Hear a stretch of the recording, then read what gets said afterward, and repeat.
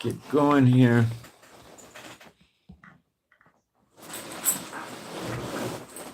Okay, this is Moshe coming to you from Israel in the Galilee. Oh, got on late today because I was chasing Beulah around. Mrs. Udini Beulah got over the fence again. She figured out a way.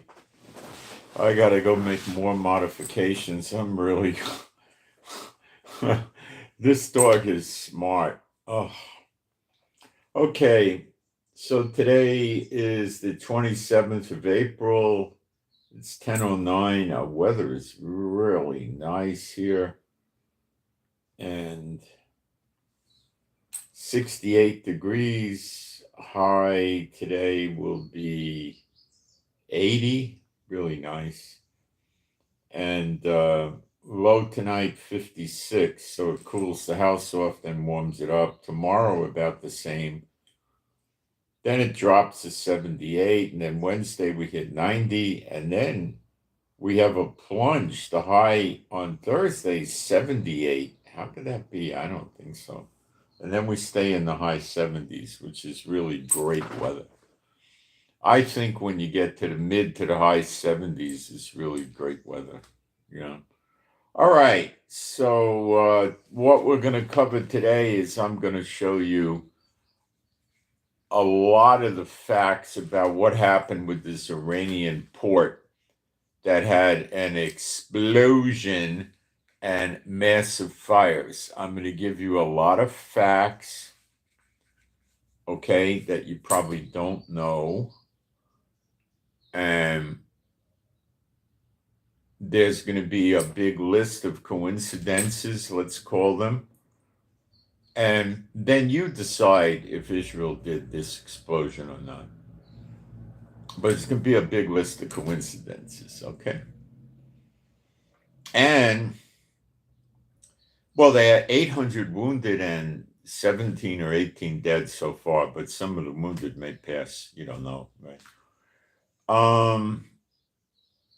Then we got the India-Pakistan war is getting hotter now. I mean, really getting hotter. Artillery, mortars across the border, aircraft in the sky, AWACS, and guess who's flying? Guess who flew a B-52 plane from Qatar to India yesterday? I'll give you the theme song. Oh, say, can you see? And guess who else flew a number of planes into India yesterday, probably with military equipment of an unknown nature? Hava Nakila. Okay. So let me go into the live stream and make sure we got a live stream and we'll cover these things. And I told you yesterday that this India-Pakistan war is going to have worldwide implications. And there's nobody that I know that's sitting there saying, oh, that I could find, not know, that's sitting there saying, well, they'll work it out, it'll be okay. No, this is not a be okay. This is a war. Okay? And we'll talk about that. We'll explain why I say that. Okay? All right. It's all right. Used to be a comedian that would say, it's all right. That's probably before many of your times on being born. Okay. Let's see what the live stream looks like.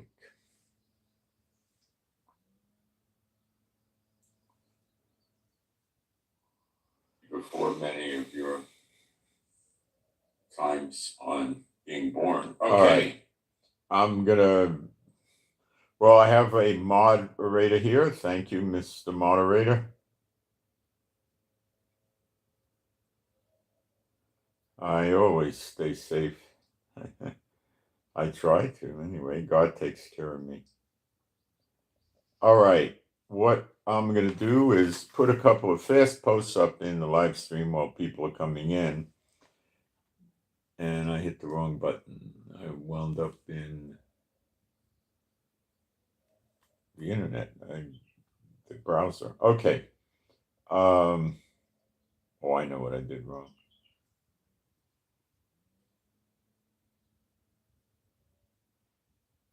Vancouver, I heard you had a bad car ramming up in Canada yesterday. They're not telling us much about the person that did it, or at least I'm not picking it up, but I have a lot of suspicions as to who it would be because we get those in Israel. All right, let me get my posts up real quick, and this isn't going to take time at all. It's going to go rather fast.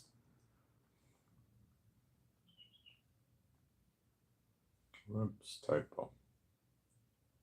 Now what happened? All right, let's start again.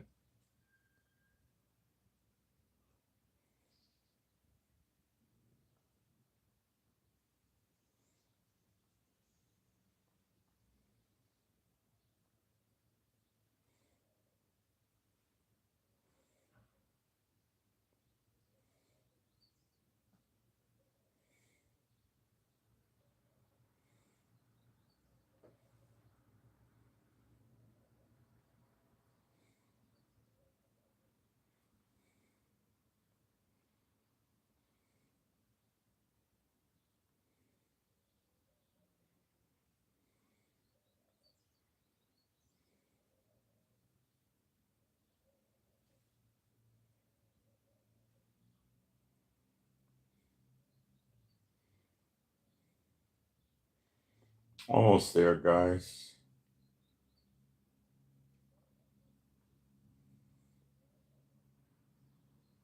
And I'll just throw my email address up if anybody wants to put in a prayer request, toss request, whatever.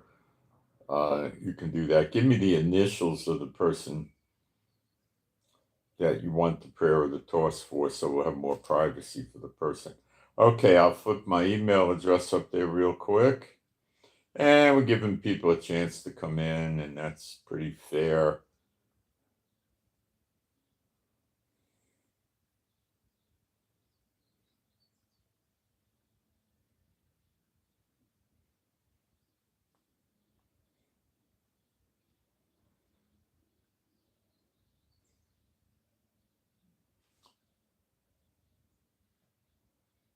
Okay. Being a Bible believing site, I'm going to do. Could you believe when I started putting my posts up, 20 people went out of the chat? Unbelievable, I don't know what these people want, but anyway, they certainly can't be very serious about anything. All right. There is no God like Jehovah. There is no God like Jehovah. There is no God like Jehovah. There is no God like Jehovah. There is no God like Jehovah. There is no God like Jehovah. There is no God like Jehovah. There is no Messiah like Yeshua. There is no Messiah like Yeshua. There is no Messiah like Yeshua. There is no Messiah like Yeshua. There is no Messiah like Yeshua. There is no Messiah like Yeshua. There is no Messiah like Yeshua. Okay.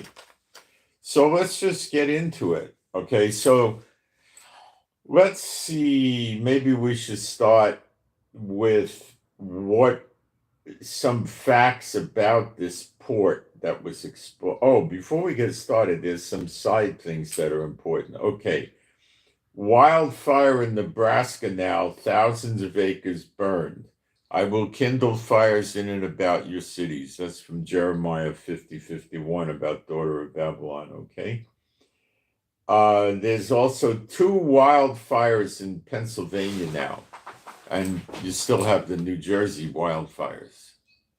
How about that? Street clashes in London between the Pakistanis and the Indian people.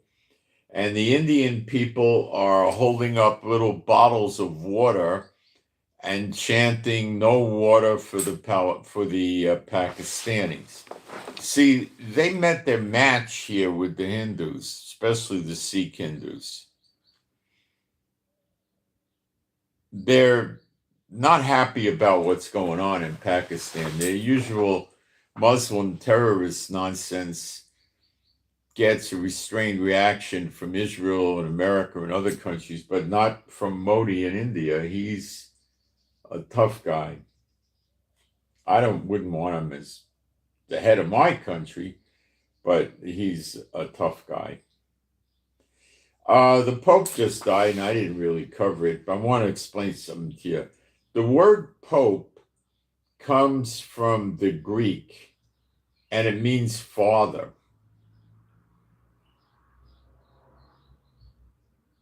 And it also comes from the Latin. So they go from the Latin to the Greek, and the Latin word is papa. And that obviously is what it means, is father or papa. So what does the scripture say? Call no man father, okay? Except your father up in heaven. And that's why they do that. They put the people in sin right away, giving place to the devil. Then the witchcraft and the sorcery and all that stuff can kick in.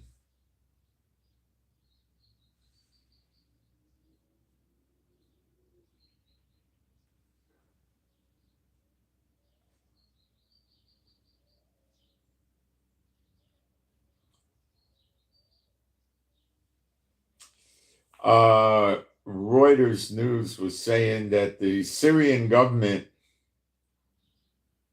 sent a letter to the United States about 10, 12 days ago saying that they fulfilled the requirements to have the sanctions lifted off them. And I don't know if Trump's going to buy that yet, but they're moving in that direction. The going into the Abrahamic Accords with Israel would be predicated on Israel pulling out of Syria, where we're occupying southwest Syria. We're going in 40 miles almost to Damascus. They want that stopped. They want Israel to stop blowing up weapons and military installations left over from Bashar Assad in the country of Syria, and they got other ideas they would like Israel to fulfill, which I doubt Israel is going to pay attention to. I don't think Trump's going to pay attention to them either.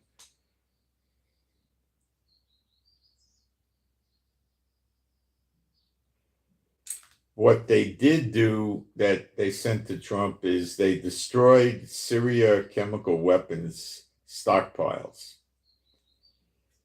They committed not to appoint foreign nationals to government positions. So they're not going to bring in Iranians or, well, they hate Iran, but they're not going to bring in, terrorists from other countries or whatever,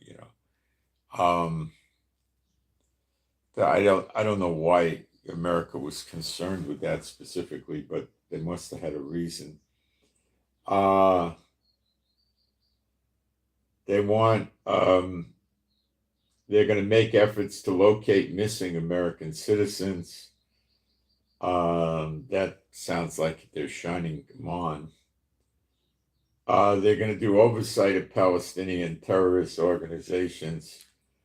And they recently arrested 2 people from Islamic Jihad. Whoopee-doo. There must be hundreds of thousands of these goofballs running around in there.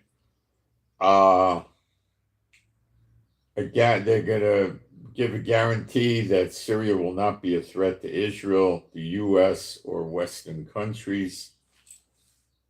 They're probably going to get there with Trump. I don't think they're there yet, but they're probably getting close. What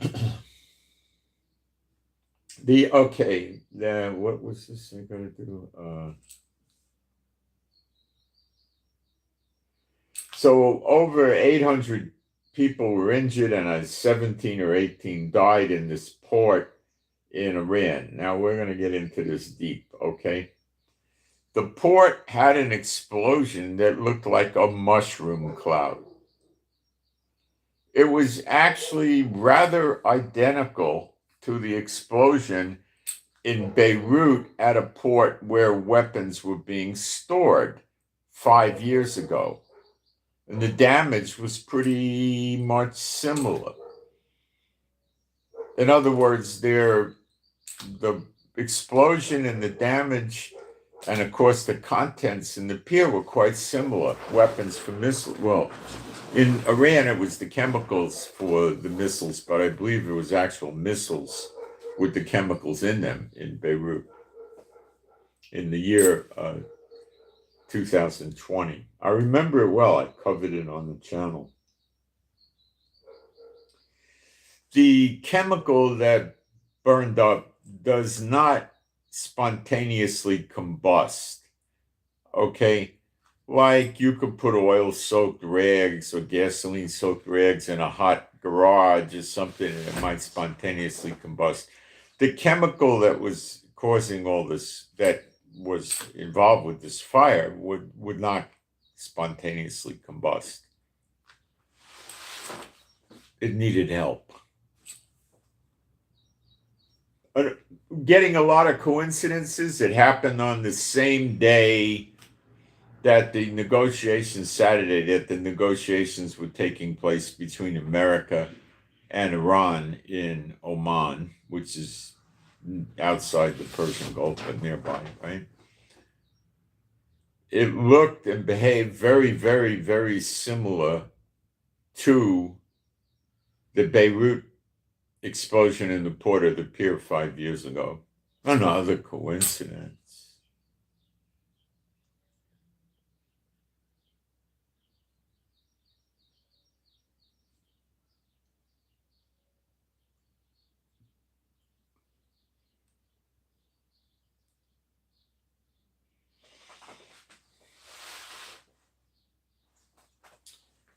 I am being told, and I haven't gotten good verification on this, but I think it's true, that there was a nuclear underground facility near this port/pier thing that was damaged by the intensity of this explosion.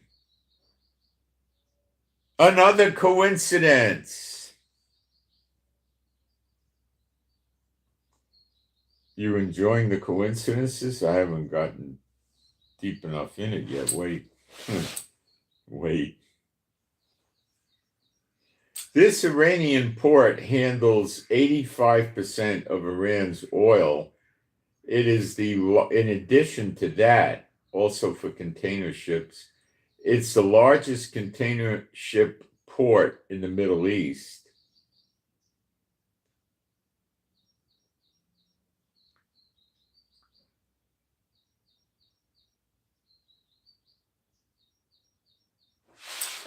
Okay? We're going to keep digging. There's more coming. Remember a few days ago, well, let me reiterate it. I'm telling you this. America's been bombing Yemen round the clock now. Well, they didn't do it round the clock in the beginning, but they got there for the last 10 days or 15 days or so. It must be pushing 6 weeks by now. And yesterday, Yemen launched a drone and a missile at us, which we intercepted. I don't know if the drone ever made it up here. And last night, they launched another ballistic missile at us, which we intercepted. So with all this bombing, America has still not yet managed to stop the Houthis from attacking us, which means if the American warships get within range of the missiles, they'll fire at them. I think they're keeping out of the range of the radar rather than missiles, but they keep far away from Yemen right now. They're under Saudi Arabia in the water, keeping far away from Yemen.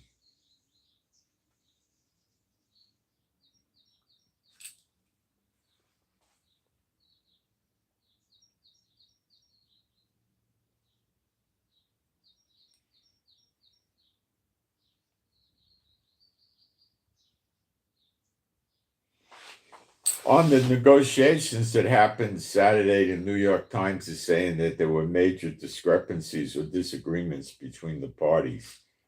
What I understand the deal is that what Rubio said, he wants Iran to have a nuclear energy program if they want it. He just doesn't feel it's proper to let them make their own uranium. They should just buy it from other countries like many people do. And now if they buy it from other countries, they're going to get very low-grade uranium far, far away from weapons grade. And they want weapons grade. If you believe Iran is saying that they don't want to make weapons in a nice, peaceful country, boy, oh boy, you better get busy and learn.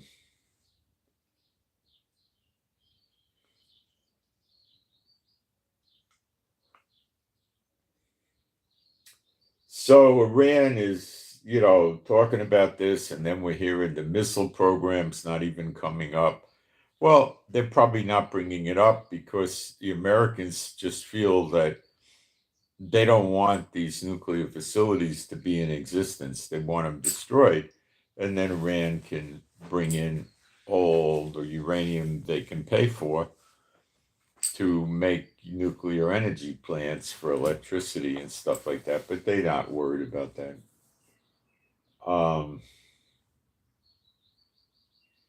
So it's just dragging on. I think both sides want to see this drag on. You see, if Trump can't defeat the Houthis in Yemen, which are perhaps 5 or 10% as fortified and as strong as Iran, he could be bombing Iran for 6 months, a year, while they destroy all the oil refineries in the region, hit his military bases, make war with any country that acts friendly to America.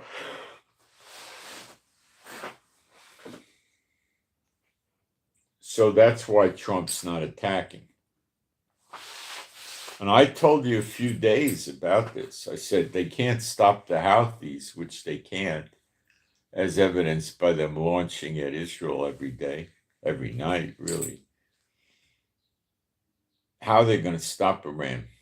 They're not. They're just going to be bombing, and Iran will be retaliating, and damage and destruction in the Middle East region and probably other places is going to be rampant. Trump's generals have finally advised him of that, and he sees it. Now he's buying time. He knows that this negotiation is a dead end.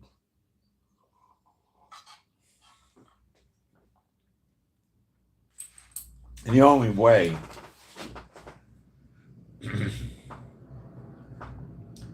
that there's going to be a deal is if Trump just basically makes a non-deal with Iran and just lets Iran keep doing whatever they want to do. That's it.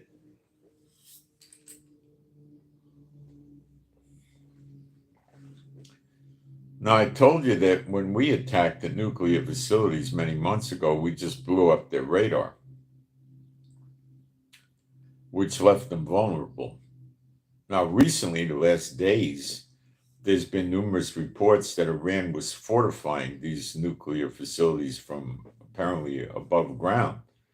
So they probably laid many feet of reinforced hardened concrete around them to make them even more impenetrable. So Trump needs a move here.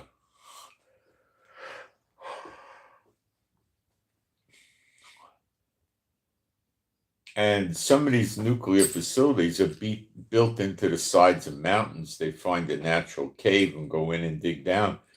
And they got 1,400 feet of rock in the mountain above them. Penetrator bombs are good for 200 feet of reinforced hard concrete, not 1,400, not 1,000, not 500.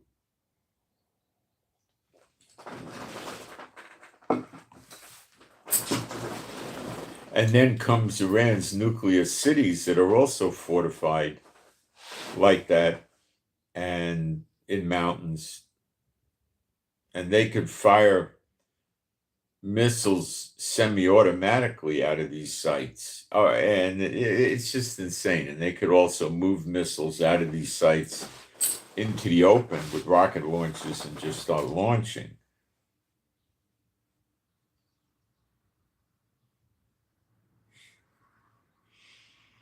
Targets being American bases in the Middle East, which hold 58,000 American military. Kuwait, Bahrain, Qatar, UAE, Oman, Jordan, Saudi Arabia have bases. Okay.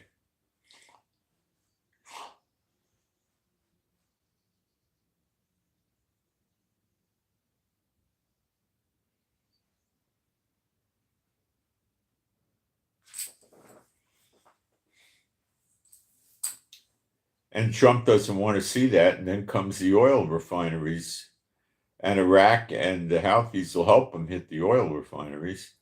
So the oil prices, depending who you want to listen to, will go someplace between 200 and 500 a barrel. That means people in Europe, America, and many other countries are not going to be able to go to work. They wouldn't be able to afford the gas.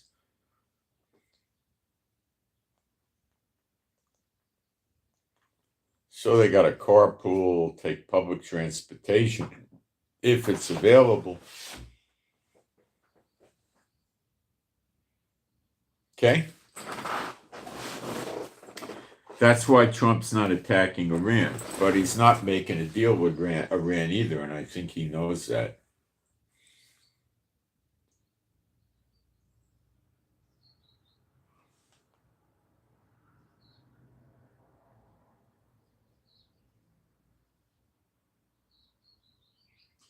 Just in passing, the head of Shin Bet that Netanyahu's trying to fire called for a nonviolent revolt against the Netanyahu government at the weekly protest rallies in Israel.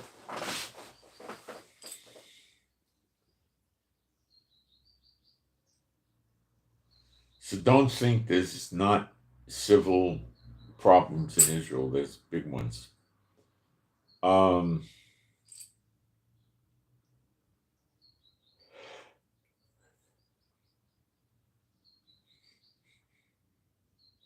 Trump made a comment that he thought American civilian vessels and military vessels should pass for free, not only through the Panama Canal, but also the Suez Canal, run from Egypt.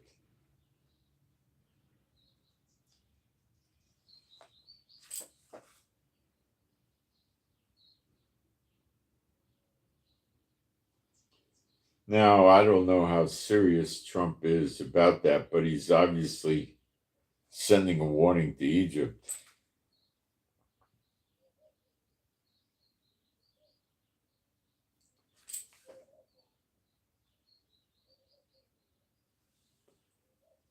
Probably about them amassing troops in the Sinai Peninsula on Israel's border. They have over 100,000 troops there, violating the Camp David Accords.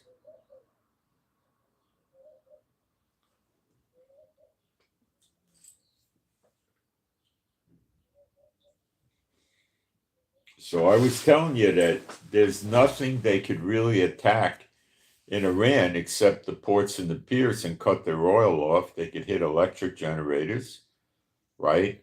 They could hit communications like for radio, TV, internet, cell phones, that type of thing. They could hit airports, military airports, civilian airports, things like that. But they can't get to the crucial stuff because it's all deeply underground behind many feet of hardened concrete.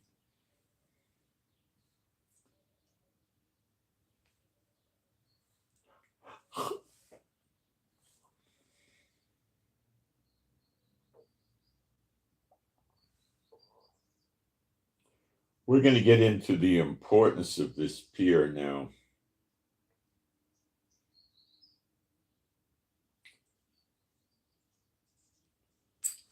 The chemical that we're talking about that was so inflammable is called potassium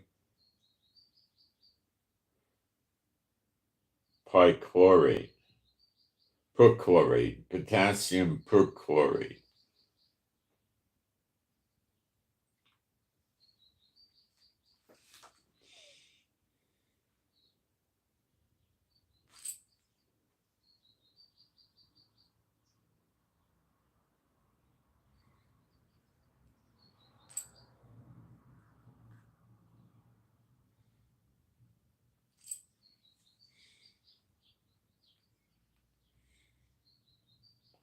This chemical is used in solid fuel propellant for missiles that Iran uses, and it would make 260 missiles, this load. That's what they're estimating.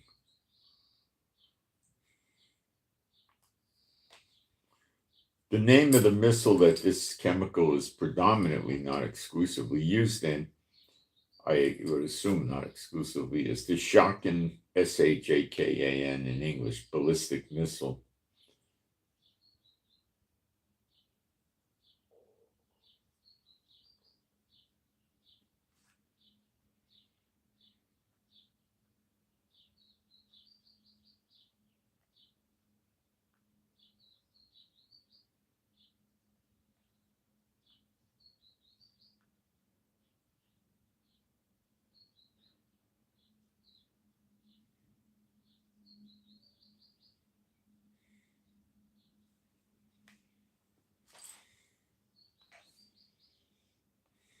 Okay.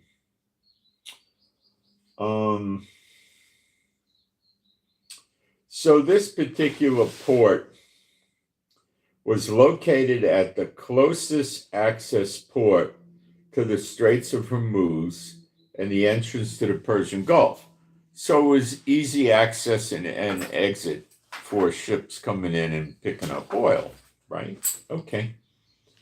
No great revelation here. The port is connected to more than 80 famous ports in the world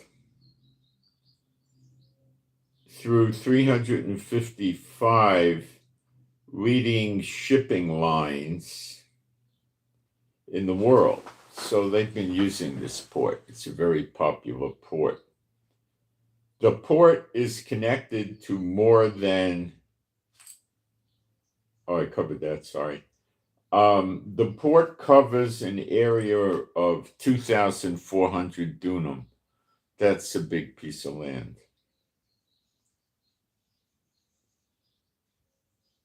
It had, I should say, a storage capacity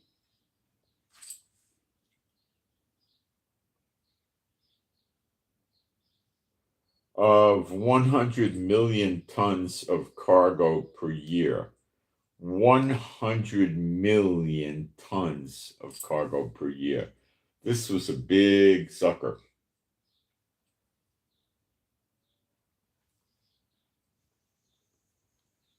This port had 40 docks. 40 docks. That's a lot of docking power.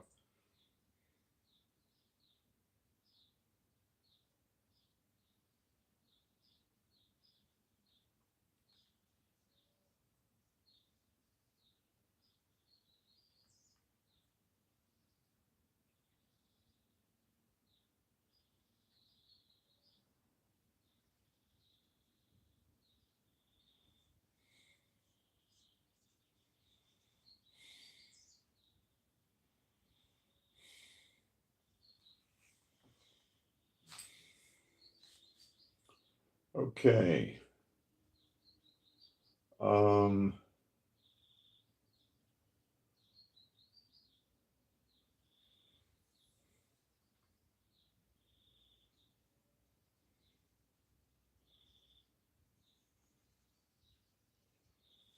This port has the largest and most advanced container terminal in the country of Iran, with a capacity of 8 million TEU per year. That's a massive amount of tonnage. TEU is a term they designate with container tonnage type thing. This port was ranked 59th among the 3,500 most important ports in the world. It came up number 59 out of 3,500. It's considered a rather important port.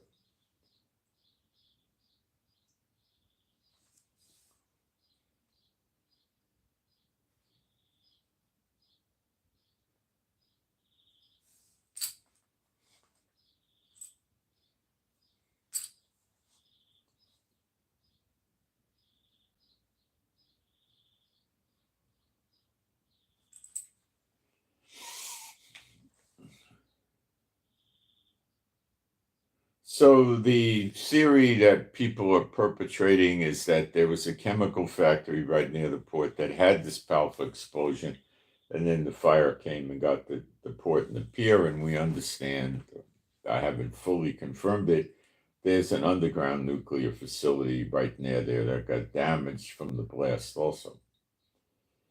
This port has a processing capacity of roughly 360,000 barrels of gas condensate a day.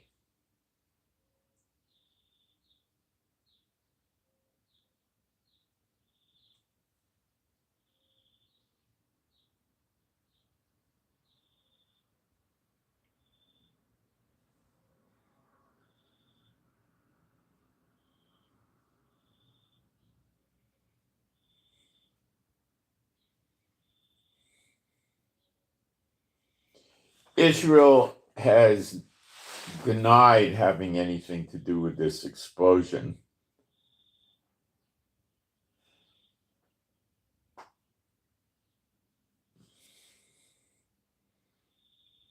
America certainly didn't take credit for it.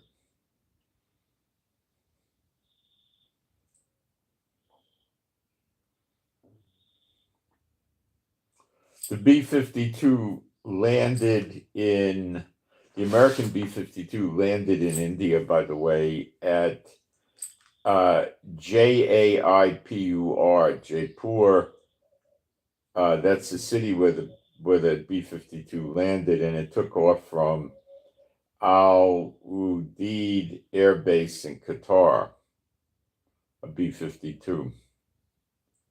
And before the B-52, aircraft from India landed in Pakistan also. So I'm covering, both of these things at the same time, okay?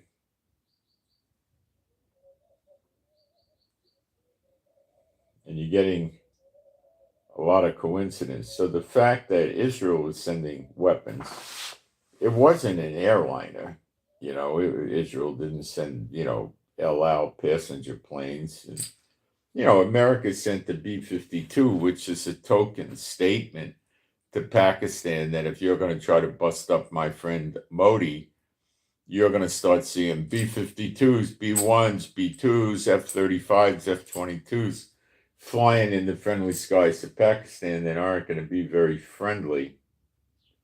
Okay?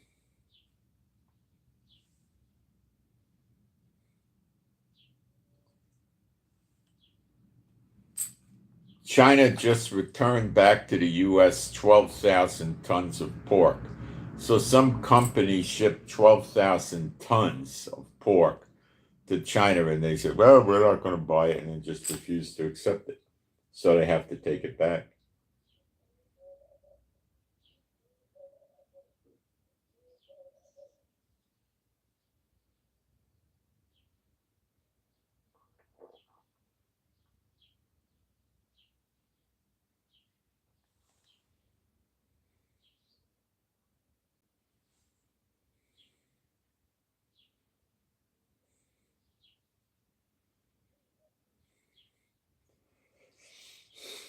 some more coincidence things.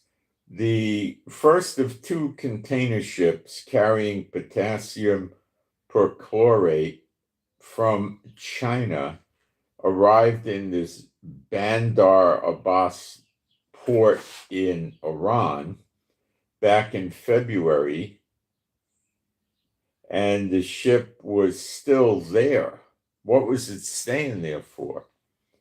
The second ship left the Chinese port of Taikang,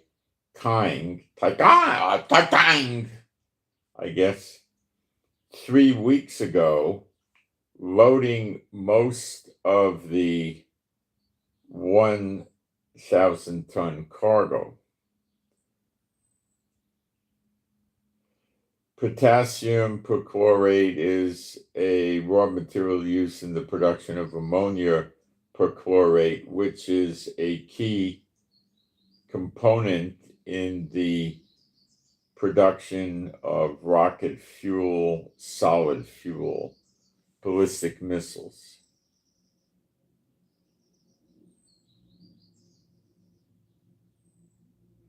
And like I say, they don't just self-combust. They need to have a catalyst to give them ignition.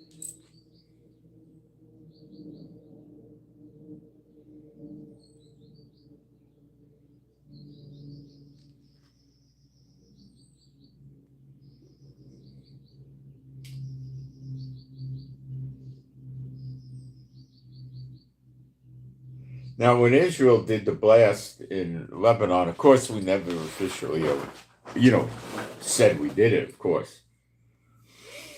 Maybe we didn't, but I'm pretty sure we did as a guess. Let's leave it at that, as a guess. The blast came after Israel's military warned people in a southern suburb of Lebanon to evacuate. A BBC reporter on the ground in Beirut heard the blast come after let's start again. A BBC reporter on the ground heard 6 blasts or explosions and drones buzzing overhead. The explosion follows further Israel strikes in the city, and Hezbollah has also fired dozens of rockets into northern Israel on Saturday. These were the events associated with it. So there's a lot of coincidences with Hezbollah in Lebanon threatening us and Iran threatening us, and happening on the same day as the nuke treaty. And it's obvious that we can't do much about them because of their 12 missile cities and mountains and their very deep underground nuclear bases. And Trump is beginning to realize that at this point, based on its experiences in bombing Yemen, which is nothing compared to Iran. So I said to you, the only thing they could really hit is the infrastructure, which will be cruel for the citizens. But that's probably something that's going to happen. I would say count on it. By that I mean water, electricity, trains, bridges, maybe even overpasses, airports, more ports and piers. And of course, the Iranian Navy ships are sitting ducks, yet they're dangerous. So it's very simple for America to take them out with aircraft stealthily. It's not hard to do. Anti-ship missiles can do it, torpedoes, there are a number of options.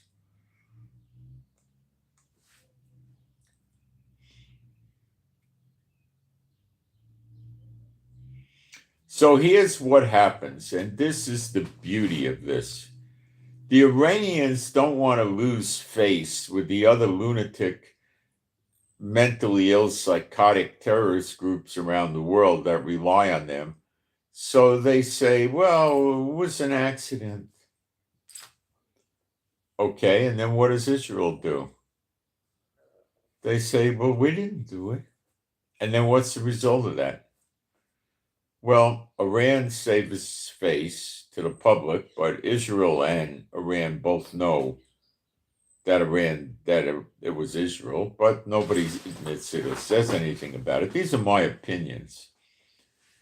And then what happens? Iran won't attack Israel because it would appear to, for some time, because it would appear to be a counterattack, right?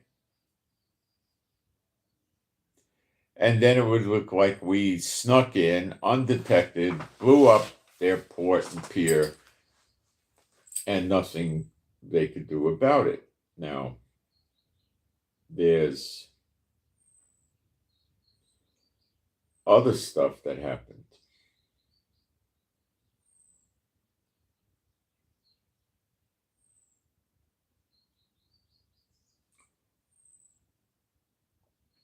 Which we're going to go through.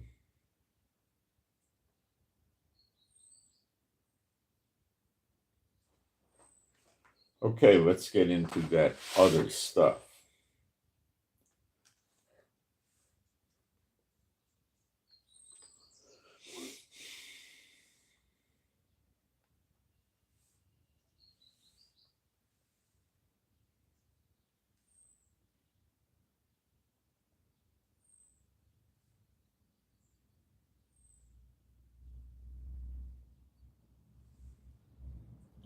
This is what's being reported by some.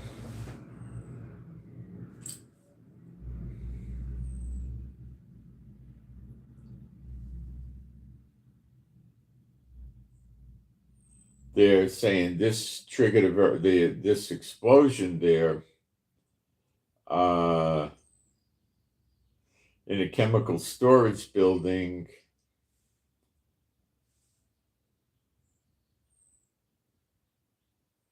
Caused other things to happen to the port and the pier. But this is what's curious. And you want to talk about weird coincidences that you're probably not yet picking up in the news, but I think you will.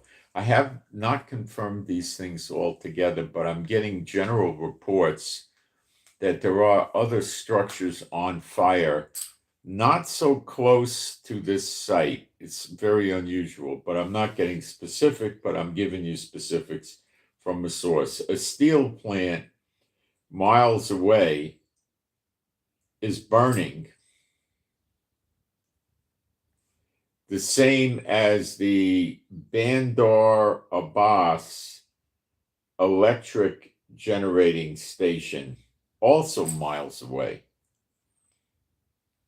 Now, these explosions could cause fires, maybe even 200, 300, 400 yards away, no problem. A mile away? Miles plural away? No.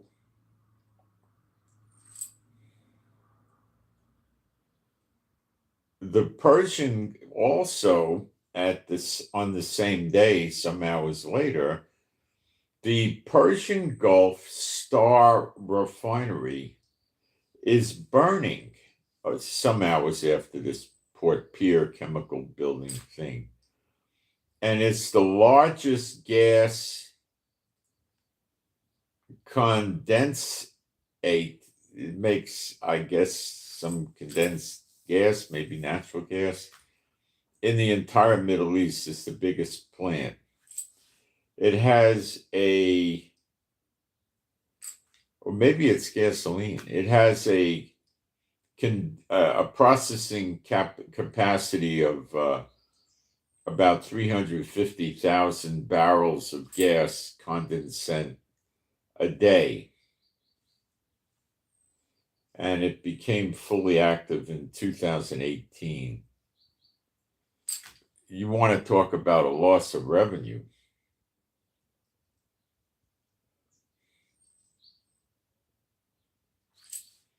So Israel says we didn't do it.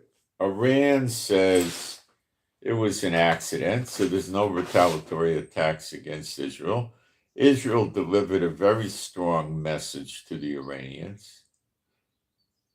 And there's no counterattack. Now, what was that strong message? The strong message is, number one, we can get in there and you don't even know we're there and we blow your stuff up. Number two, if you rebuild this port and the pier, now from what I'm picking up with pictures of the fires and damages, where are we? We're at the end of April now. I think till they got the ports and piers running again, you'd probably be at Thanksgiving. Maybe Halloween. But prophetic time ain't going to work for them. So the message is, okay, we got your electric plant, we got your gas facility, we got your chemical stuff, your port and your pier. You want to play house with us, Khomeini? We're going to burn your house down. Okay? Will Iran back off? No. Prophecy tells us in Jeremiah 49, they're going to be destroyed by their enemies. You don't have to hit the underground missile cities and the underground nuclear facilities to destroy Iran. This hit them like Mike Tyson with big spiked brass knuckles hitting somebody right in the forehead. Really, it did. Okay? It did. This is their big oil port. That's how they make their money. Do you think they manufacture things and win Nobel Prizes and got good screenwriters and authors and actors and make good cars? Hey, come on. They're ministers of death. They sell death. That's all they do. These are mentally ill people that belong in a hospital for the criminally insane. Really, I'm not making that up. I mean, they are criminally insane. Let me look at the live stream, make sure I'm not getting questions. Hold on, because I like to answer questions.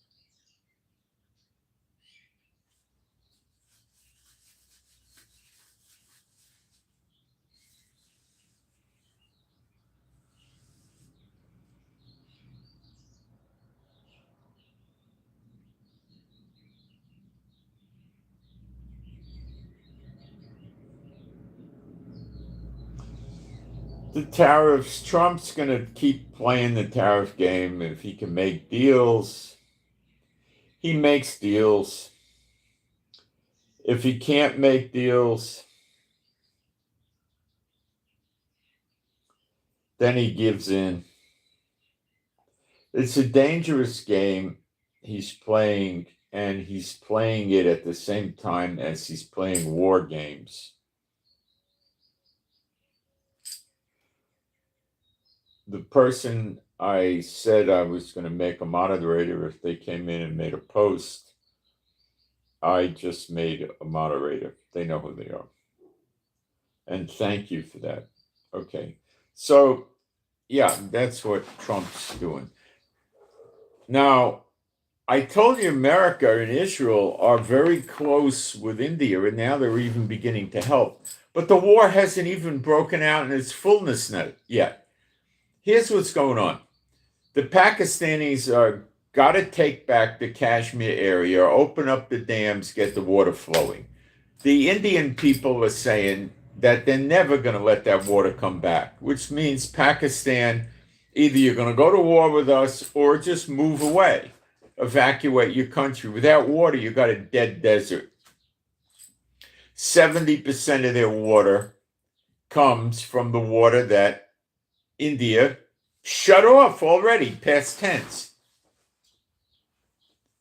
30% doesn't cut it. Yeah, they could send 70% of their population out of there. What do they got? 250 million people, so they could send, something like 160 million people to go live elsewhere. Where are they going to send them? Gaza? Egypt? Mexico? Well, they got no place to send them. Where the heck are they going to send them? It would take them how many years to transport 150 or so million people? 2 years? Dehydration will kill you. They need it to water the crops. They need artificial irrigation. They need the water in energy plants, in manufacturing. You need sewage. I mean, you could tell people to stop watering their garden, whoopee-doo. Tell people to stop washing their car, whoopee-doo. Put bricks in the toilet where the water reservoir is, whoopee-doo, but that ain't going to work. That's if you lost 10% of your water, you could play that game. Not when you lose 70% of your water.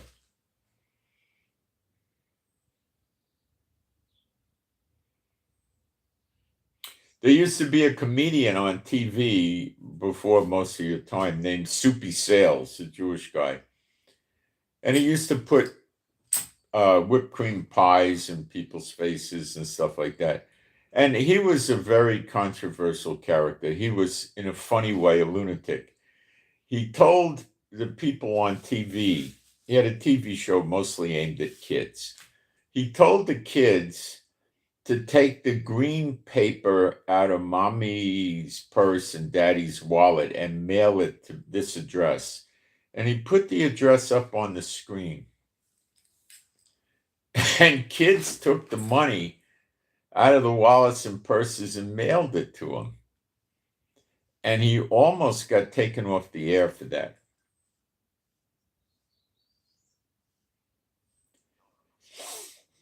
I knew kids that lived in Manhattan in his building, and kids used to wait for him to walk out of his apartment building and hit him in the face with a whipped cream pie as a joke. He didn't like it.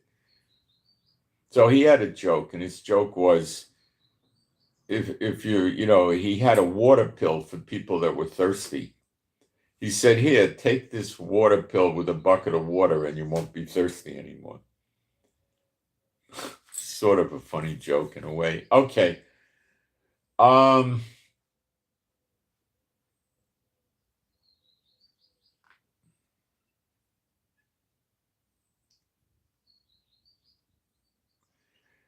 Pakistanis are fortifying the border. They're likely going to invade India to try to get the control over this Kashmir area where the dams are and the rivers are, to stop the Indian government from diverting all these streams and rivers away from their country. India broke the ceasefire agreement they had with Pakistan, and they canceled the 1960 treaty to give them the water.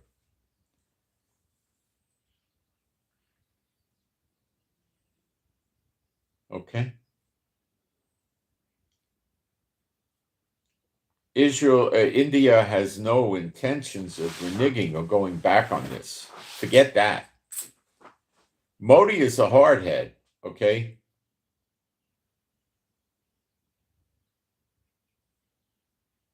You see Trump with the Houthis, that's what it's going to look like in a couple of days, I think, with India and the Pakistanis. But the Pakistanis are more or less like on a par with Iran or something like that. They're not lightweight, okay? The Houthis are, terrorists, pretty much. That's it. No, these Pakistanis are going to fight. The Indian military outnumbers them rough cut 2-1, but it takes more than just infantry. Now, they don't have a choice. The Pakistanis don't have a big choice. China is probably going to help them. If China helps the Pakistanis, Russia comes along with it. And for whatever it's worth, so does North Korea. Okay.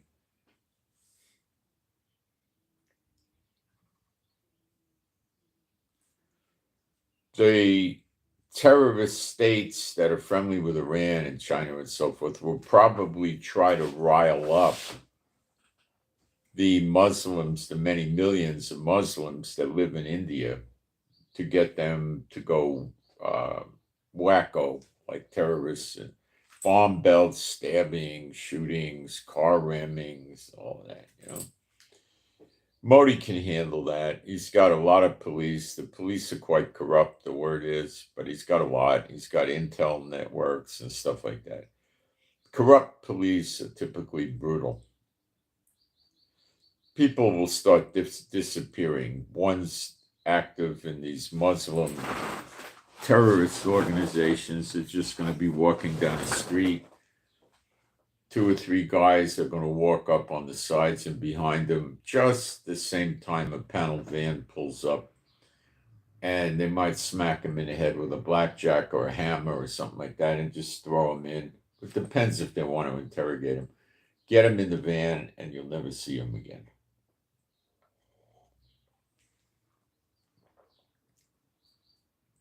He'll go to some intelligence black ops site.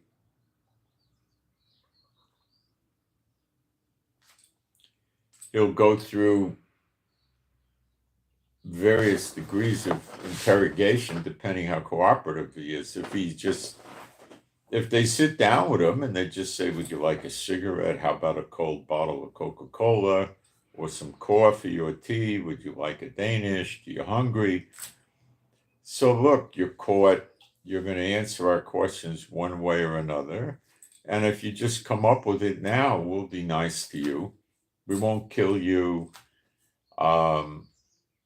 We might, depending how helpful you are, we might not even put you in prison. We might just deport you out of India.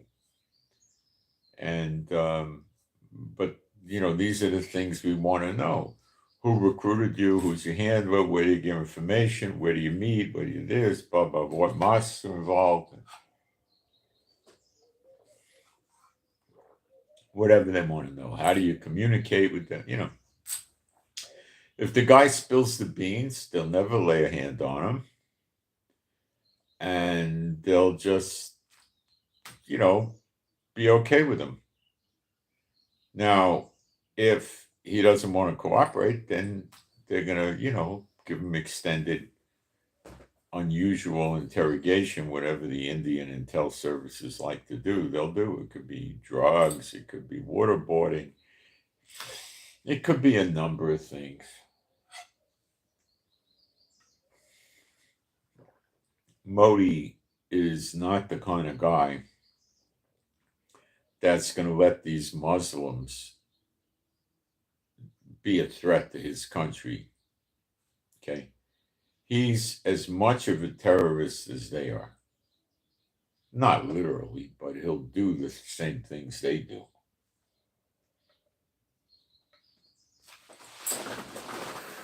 And they don't like that. And he's got a lot of Sikh Hindus there that hate Muslims. And one of their big purposes in life is to make sure the Muslims don't force convert people that are Hindu or people that are atheists or whatever. They're vicious.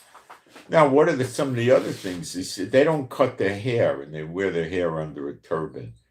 And they conceal a weapon. They have to carry a weapon all the time to protect themselves from, that's their religion, to protect themselves from the Muslims taking people over. And sometimes it's a short-bladed knife and who knows what else, right? My understanding is in the country of India, you can run around with a knife. Not a sword, maybe even a machete would be allowed, or probably a Bowie knife might be the limit. Some of you don't know how lethal a Bowie knife is. You should research it. It's super lethal, great weapons. If you like having deadly weapons that don't go boom, and you don't run out of ammo, and there's no flash at night, nor noise. Okay, so Modi is saying he's going to take care of the terrorists, which is meaning Pakistanis, from inside India. So he is not intending, at this point in time, or he doesn't want to reveal it, he's not intending to invade Pakistan. He probably doesn't have to. What would he do instead? Aircraft bombings, surface-to-surface missiles, things like that. artillery across the border, mortars across the border, short-range rocket launchers where they got 16 or so rockets in a pod, and they don't go that far, but they're deadly. Tanks and stuff like that.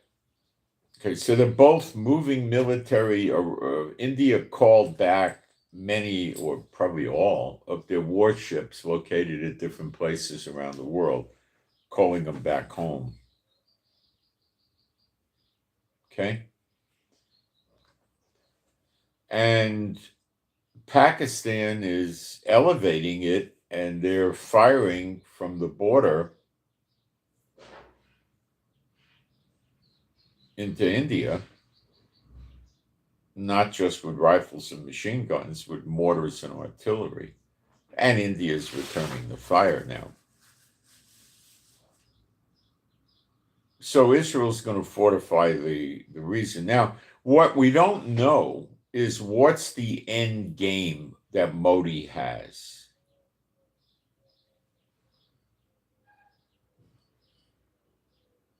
Well, Pakistan has been a thorn in India's side for decades. They've had wars and skirmishes. And I think Modi wants to get rid of them. But why? Well, about 18 months or 24 months ago, China went into India and grabbed a swath of land 14,000 feet high up in the Himalaya mountains that said belongs to them, that India had, and they just conquered it. They just took it. They moved the military in, took it. Modi didn't want to go to war against China over that. He let it ride. And then they built military installations there, put soldiers there, artillery, weapons, and they're still there today. And Modi is not one to look the other way. He looked the other way because it was strategically better for him to give up a small piece of land, and I mean it's real small, rather than have a big war with China. Now, China's ally is Pakistan. And with Pakistan on one border, China on another, India's got a problem. So if he knocks off Pakistan, what happens is he has access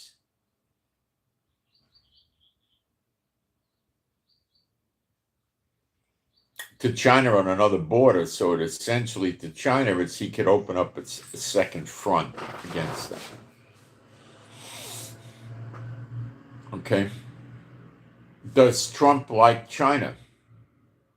What do you think? Israel doesn't like China in recent days because China is giving weapons to the people that are using them against Israel. So no, Israel does not like China anymore.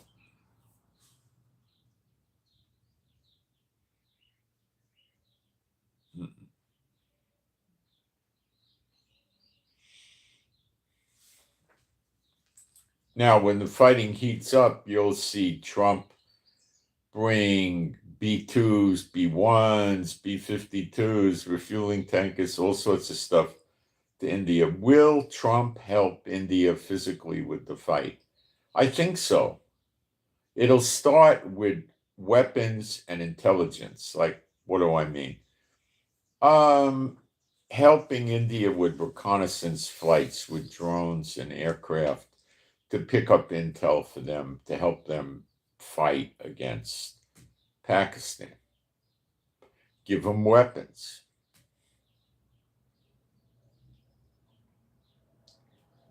Give them munitions, ammo. Give them all sorts of help.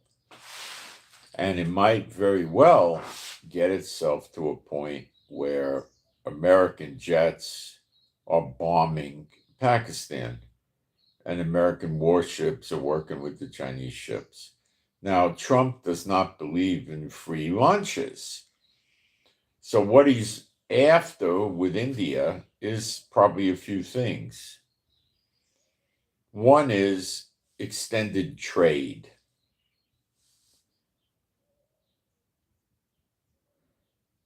I believe Apple moved some big production facility out of America to India the other day, or is in process of doing so. So you have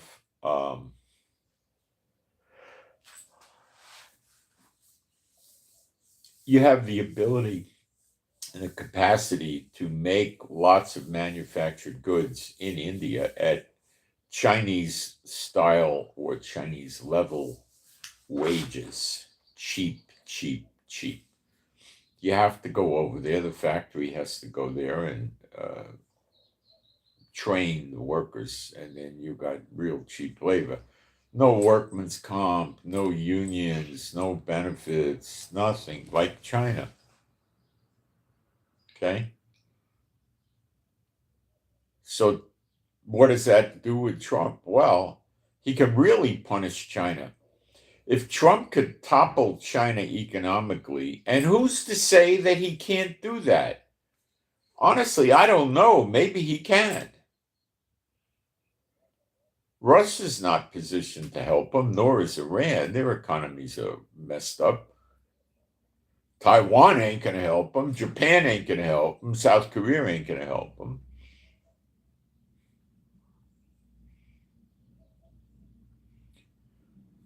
This material that was burning at the pier came from China.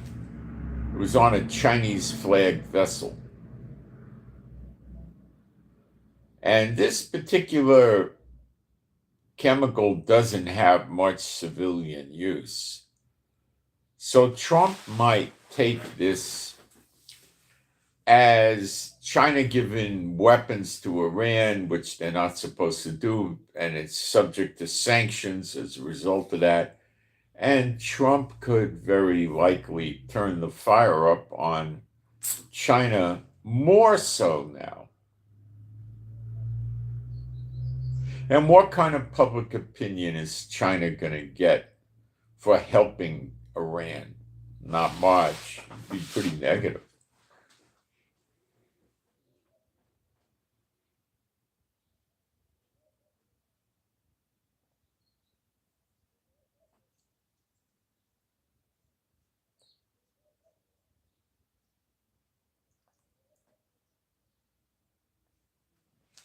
This is a war that looks highly likely to go.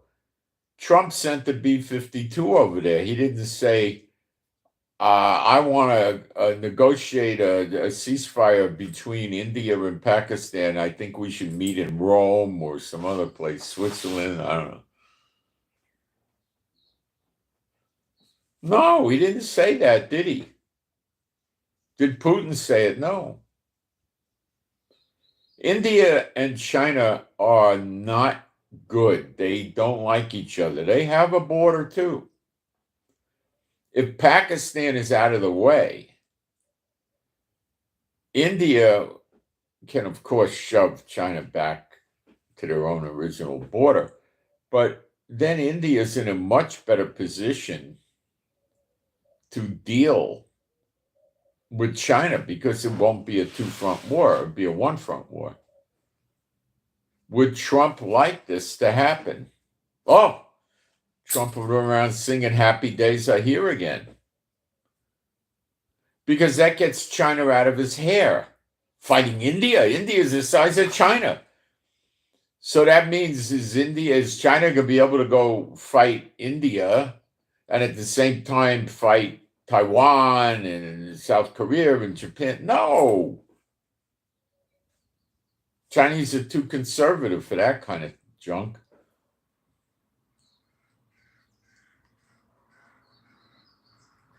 Then what happens? Well, then China has trouble helping Russia, which means Ukraine can push harder against Russia.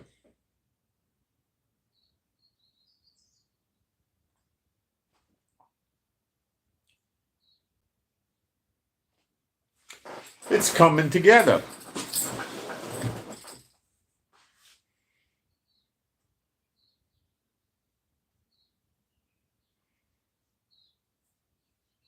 And Israel wants to help India. We get along really good with them. The Hindus got no problem with us. We both broke away from the British. We get along really well. I mean, really well. I mean, Modi's a little selfish with the money, and you can't trust him because you sell him a weapon, and then he buys a couple of prototypes, and then says he doesn't want them, and manufactures them himself, or something like that. Yeah, he's like nasty when it comes. But Israel doesn't. They realize he's not a perfect friend, but he's a friend. So I told you a few weeks ago in the Indian Ocean, there was an Indian aircraft carrier and a French aircraft carrier. Then about 10 or 15 days went by, and we heard the French aircraft carrier did a takedown of a missile, a bad missile. So it really was there. And I believe the Indian aircraft carrier is floating around out there near them. But now it might be back to India because of this incident. Probably would be.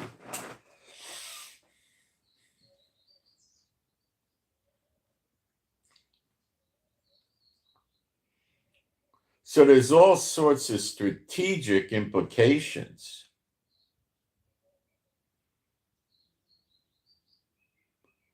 about this. Now, can China just say, well, India and Pakistan, I washed my hands of it, I'm not involved? Yes. But they'll lose Pakistan, and India will knock off Pakistan. And that means India is going to come for them one day, and they know it. So they're not going to do that. They're going to try to support Pakistan like they would North Korea. You got it? And that's not good for India. But, if India calls the Donald up on the phone and says, hey, Trump, man, I need some help here. You scratch my back and I'll scratch your back. And Trump will say, yeah, you got my attention. Talk to me. What do you have in mind? And then they'll lay it out. And then Trump will start bringing military assets over to China. Again, it'll start with intel gathering and weapons and escalate from there. You're not going to see any nukes. I keep telling you, forget about the nukes. 2 nuclear powers are about to knock each other's lights out. And the leaders of the big nations are encouraging the fight. Would they do that if they really had 100 megaton bombs? Make the world glow in the dark? What would China be saying? 100 megatons bombs going off with Pakistan and India. Both countries have a border with China, so China would get the glow in the dark syndrome, right? Come on. Don't listen to their words, watch their actions. Okay? This one is huge. They weaken China, then Trump knows all he's got to do to weaken Russia is give 50 or 100 longer range missiles to the Ukrainians, right? And they'll start blowing up Russian infrastructure, military bases, oil refineries, fuel and weapons and ammo depots, bridges, things like that. Perhaps another 100, 150 miles deeper into Russia. And that'll put Putin up to his nose. He'll be, he'll be buried, okay?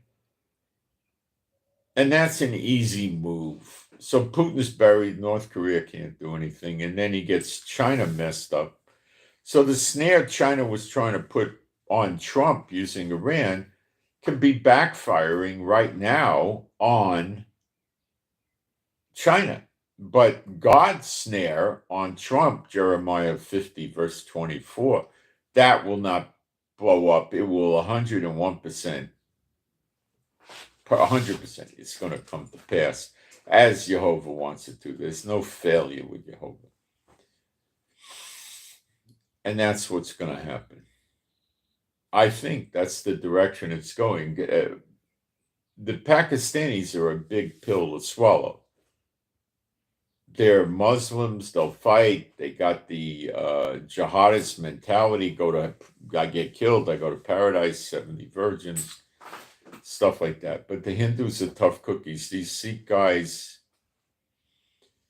they have a methodology of training them in martial arts It takes 14 years to complete it.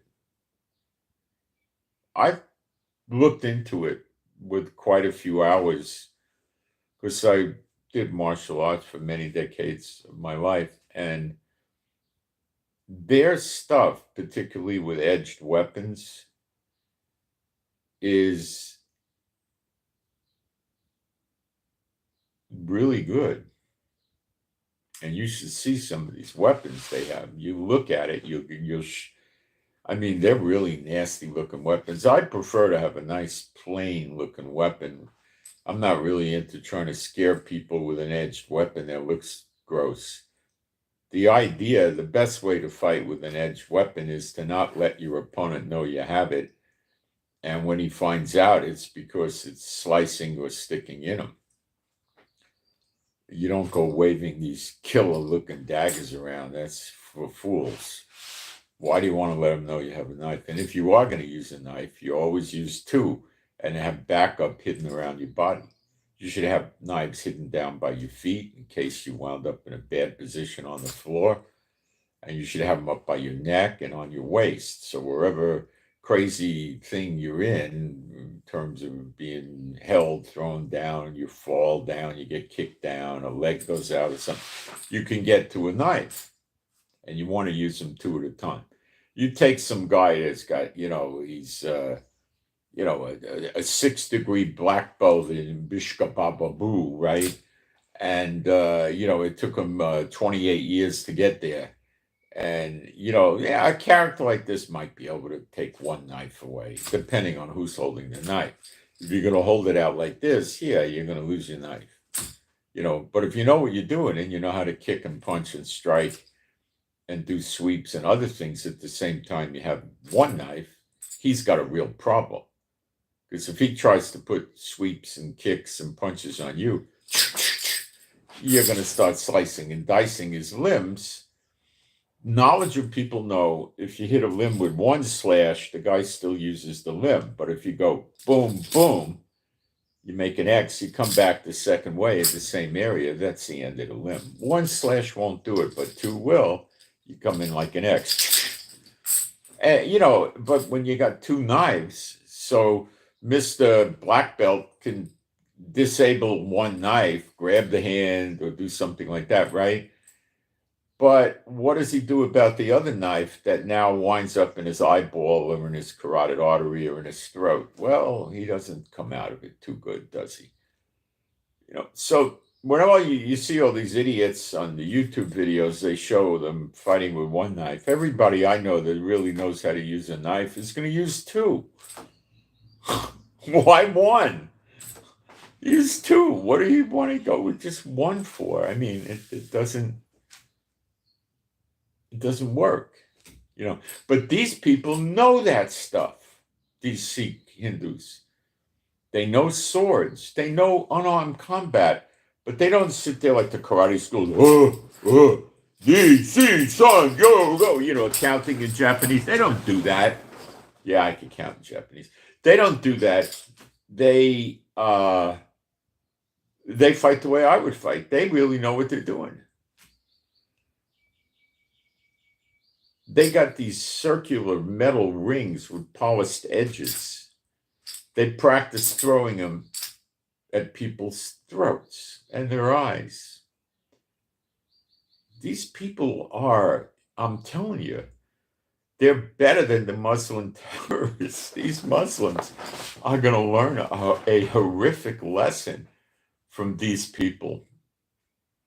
A lot of Sikh Muslims open medical clinics in India,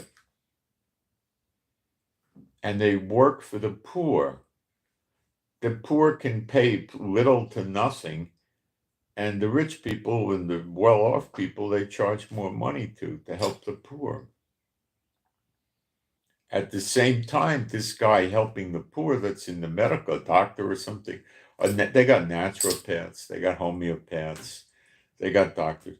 He's going to be wearing his turban with his uncut hair, and he's going to have a weapon with him all the time, but he's out there helping the poor. They're a very unique people. They worship a false god, of course. That's for sure. That's for sure. Now, let me tell you more stuff about India. Going back about 35 years ago, maybe 40 years ago, there was a rabbi in Israel, an ultra-Orthodox or Orthodox. I think he was Orthodox. And he had enough rank in the government to be able to convert people to Judaism. There is no such thing in the Bible, by the way. Man can't convert you to a point where you're going to get in God's kingdom. That doesn't work. You've got to have the baptism of the Holy Spirit, amongst other things. You've got to repent. You've got to follow the scriptures. You've got to have the baptism of the Holy Spirit.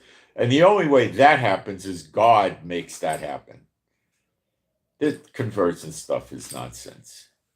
In the Old Testament days, pre-Yeshua, what they did is you lived with the Israelites, you followed the law like the Israelites, and you basically got incorporated into it. But you get incorporated into the true Israel through Yeshua HaMashiach, not through people. There's no people that can convert anybody.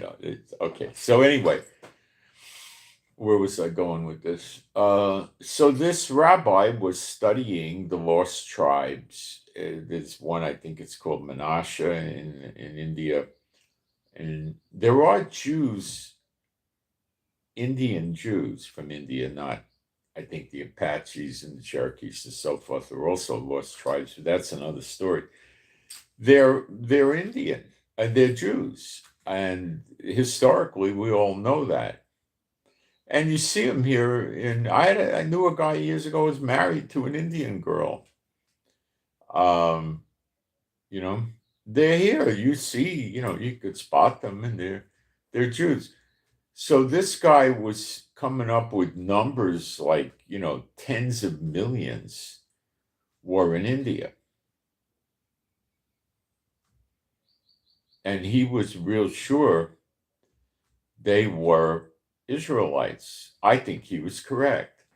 And what the rabbis in Israel were afraid of is that this rabbi would go to India and hire a soccer stadium and fill it up and have a microphone with all the speakers and convert the whole stadium at one time into Judaism and declare them Jewish. I guess he would go through conversion process with them and teaching or whatever. And then they would be eligible to make Aliyah to Israel. And Israel would have no room to keep them. Well, of course, it didn't go through because we didn't have any room to keep them, and it wasn't God's timing. But there could be a massive amount of them there. And if they're really lost tribes, I welcome them to Israel. I look forward to meeting them here. You got to bear this in mind. A lot of lost tribes there. Okay. So this is going to be a very interesting one to watch. And the international implications on this are massive. Massive. China goes in, Russia goes in, North Korea goes in. And then America is going to go in. And America and Israel already went in. Other countries will go in. Modi will pay back with all kinds of trade deals. And that's going to get Trump interested, and Israel too.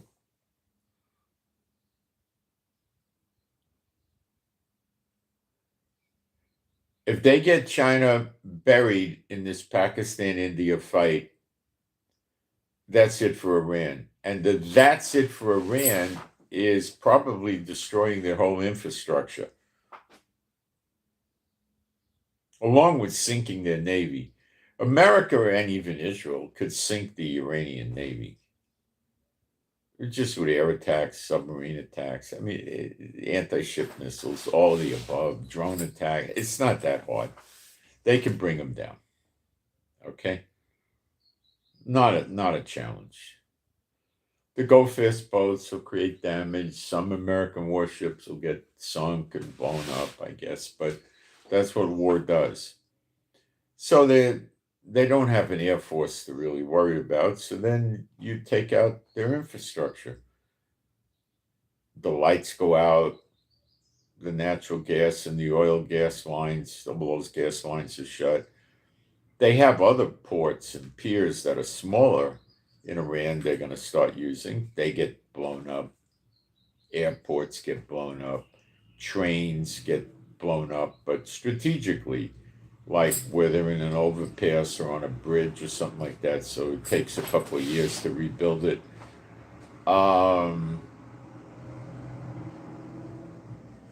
That's about it. And then you could fulfill prophecy. The people have to leave Iran and scatter into all the nations around the world. Jeremiah 49, towards the end of the chapter.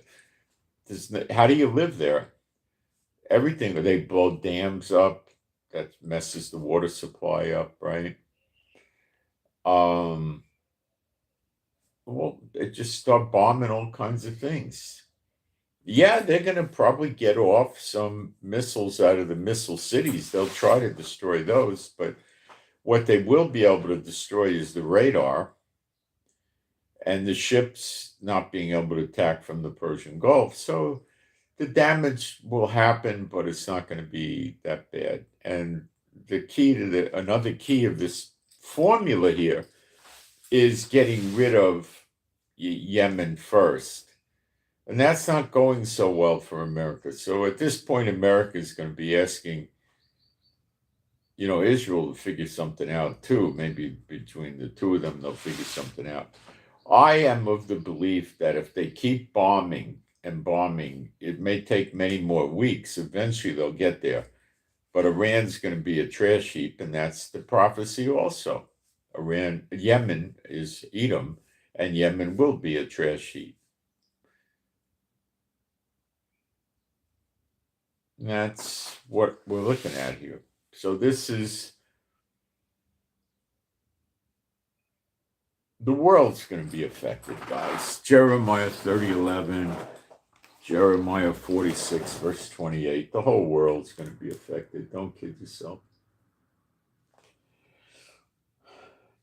That's the prophecies.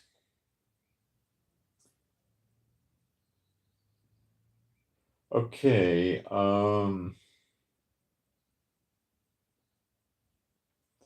Let me go into the live stream and see if anybody has prayer requests or questions or comments that need response or something.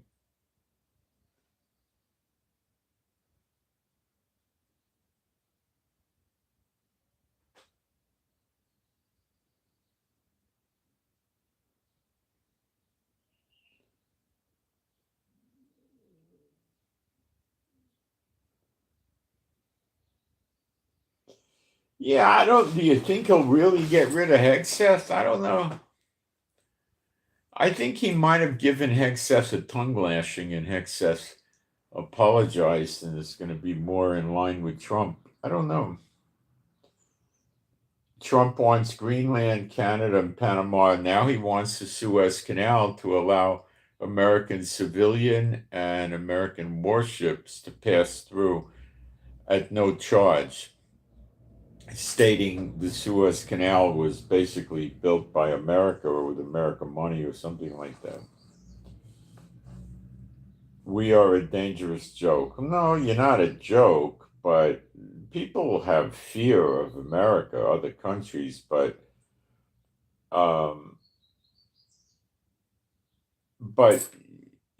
look what he's doing in Yemen. So they know Trump will pull the trigger. They're not taking Trump that lightly, okay?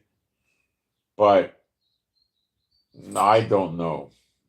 I'm in Israel. That's what I'm going to tell you. I live in Israel.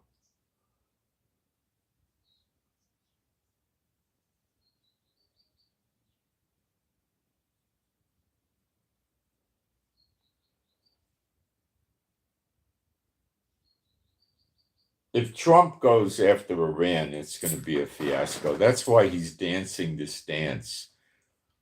Do I think Trump orchestrated this thing between Pakistan and India? No, I don't even, not at all. Did God orchestrate it? Of course. Not Trump. Trump's in a snare, Jeremiah 50, verse 24. He doesn't know he's in a snare, and it's going to all look good for him. But we know that Iran's going to be a trash heap, and the people have to leave, and Yemen's, which is Edom in the Bible, is going to be the same thing. And what about Syria? Damascus is a ruinous heap. Oh, what about Lebanon? Lebanon, open up your doors, let the cedars of Lebanon burn. And look at Hamas. Now, you might have been picking up talk of a Hamas ceasefire, peace deal. Hamas said, yeah, we'll go for a 5-year ceasefire with Israel. And in return for that, we'll give them all the hostages at one shot. Now, what didn't they tell you? In return for those hostages, they want the release of terrorist prisoners in our jails, which is normally between 50 to 100 terrorists for one Israeli, for one of the hostages from Israel. And Netanyahu puts up with this. I have no idea why Netanyahu is that sick in the head. I do, but, Anyway, if I tell people, they don't believe me. All right. Next, they want Israel out of Gaza completely before any hostages are going to get released. So what do we do if they say we changed our mind? We're giving you 5 hostages. We're going to keep 19. You see the problem? And what else do they want? They don't want to demilitarize. The Hamas, PIJ, and the other psychotics don't want to leave Gaza. Okay? They're not going anywhere. They're not demilitarizing. They're not going to stop running Gaza. So what they want to tell Israel is, look, we keep saying we're going to do another October 7th if we can. So you just let us live another day. And then hopefully we can rebuild enough, and we'll kill you a few years down the road. But we're definitely going to want to kill you, and we're going to keep trying to kill you. All of you, men, women, children, everything. Okay? That's all it is. And the Israelis know that. So, yeah, Egypt might have come up with this cockamamie idea, or Qatar. And if he tries anything like that within 24 hours, there would be a vote of no confidence. And he'd be emergency out and somebody else in that would never sign anything like this. This is sheer insanity. Do I think Netanyahu might do it? No, not something stupid like this. What they want to do next time is they want to build an airport in Gaza. So then Iran will send daily flights of missiles in with whoever else wants to. Turkey might, Egypt might, who knows, right? Iraq might. And they want to build a port so they could put weapons on ships and bring them in. Well, you think Israel? Why doesn't it? That would be Harry Carey for Israel, slitting our own throat. That's what the world wants for us, and that's what the world also wants for us to do with the West Bank. Give it to them so they can kill us from 2 directions, the West Bank and Gaza. They got us in a sandwich. That's what they want. That's why Jeremiah 30:11 happens. That's why it's the year of recompenses and the day of vengeance over the controversy over Zion. They want to kill us and run us out of the promised land. God doesn't see it that way. Who do you think's going to win? This India-Pakistan is going to affect everybody that's not concerned about it. It's going to affect Japan, Brazil, Argentina. You watch. Lots of countries, but it's really going to affect America. Mm-hmm.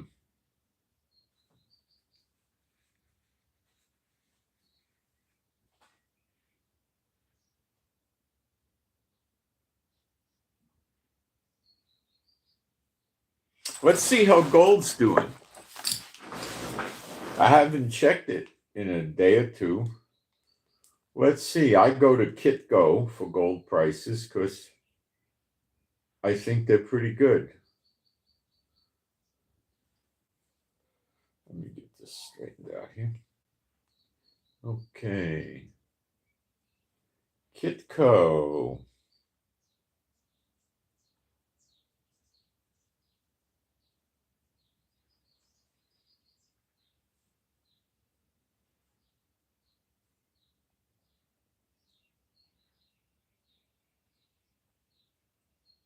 Well, they still got it stabilizing in the $33,318 an ounce. And silver's creeping up in a very slow way, $33.05.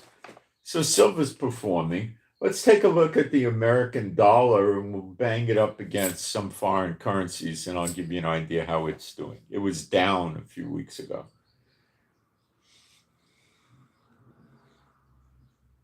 Let's see if it's rising. I don't know yet, but we'll find out very quickly. It's not going to take long.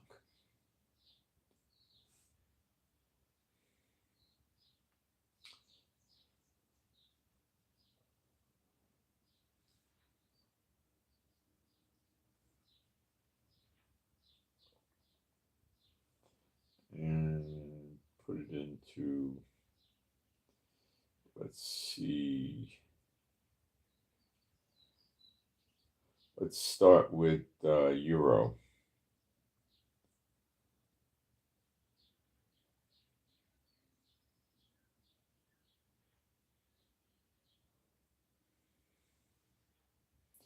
So we'll put $1 in and see what it buys. The dollar is lightweight right now, guys. It's not doing well. The euro's worth $1 and approximately 14 cents. When the dollar is strong in recent weeks, it would be the euro would be worth like $1.03, $1.04, $1.08 maybe. The dollar is rather weak. Now let's take a look at the British pound.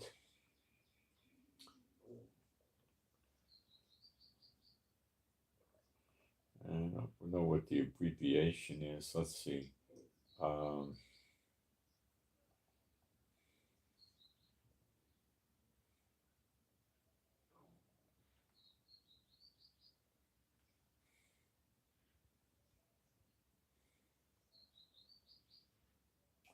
There it is. No, it's not.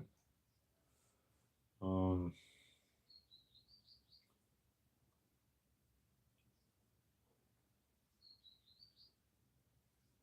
me try this another way.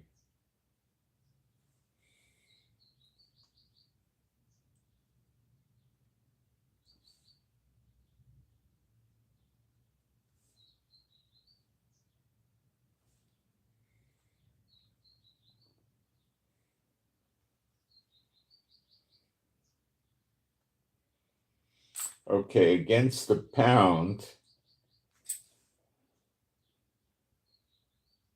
it's $1.33. It's not that much risen against the pound, but it's risen enough. Let's try it against the Canadian and the Aussie dollar.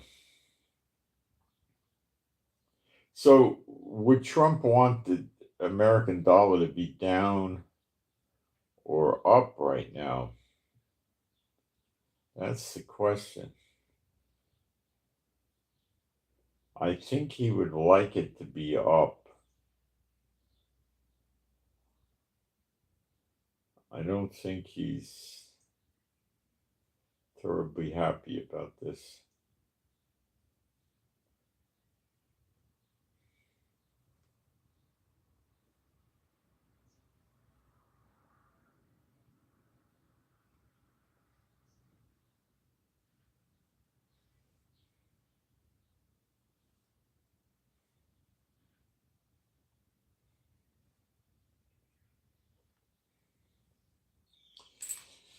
Canadian dollar worth 72 cents. It used to be it'd be worth 66, 67 cents. It's weak against Canadian. Trump's got trouble. And let's try the Aussie dollar.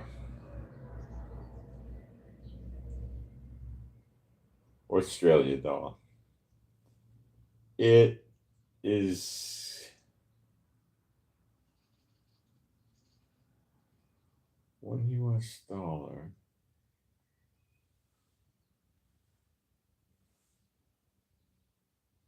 I don't think this came out right.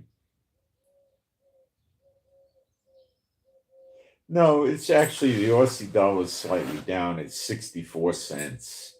It's usually 66, 67, something like that. So the Aussie dollar is not behaving too well either right now. Now, the Chinese renminbi is way down. Turkish, I think they use a lira, is down. Iranian currency is in the toilet. It's a joke. It's so bad. You know, the Lebanon, they use a pound, I think. It's running bad. Syria's currency is a comic book. Um, Things are bad. Iraq has a bad currency. Russia's not doing well with their currency, the Russian ruble. North Korea has a comic book economy, you know.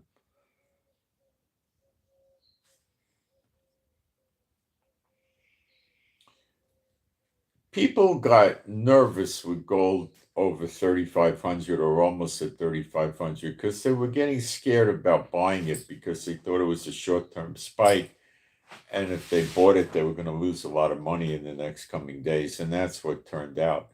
But the gold did manage to hold in the 3,300 range, 3,330, 50, and that could be a new parking place for it. But we're not going to see the big rising of gold unless we see amazing, huge, disastrous, catastrophic national, well, what they call force majeure, acts of God, like volcanic eruptions that destroy cities from 50 miles from the volcano, or big cities get hit with an 8.5 earthquake, and you know, dozens of office buildings collapse, 50, 100,000 people are dead. Even that wouldn't do it. It would have to be like the West Coast or the East Coast, like many cities devastated, or a good war. That'll do it. That'll do it. The fires are increasing. We're getting closer and closer. The signs are here. Okay? The signs are here. Peace treaties and ceasefires don't work in these days, do they? No. They try and they fail, don't they? Yep. Yep. It doesn't work.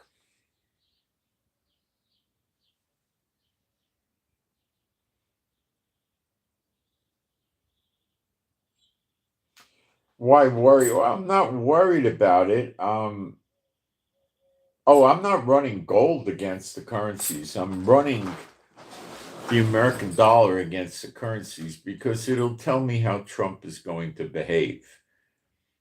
He might want a weak dollar because it makes American imports cheaper for the foreigners to buy them, and it also encourages tourism. And we're coming up next month. We start hitting tourism season as kids get out of school.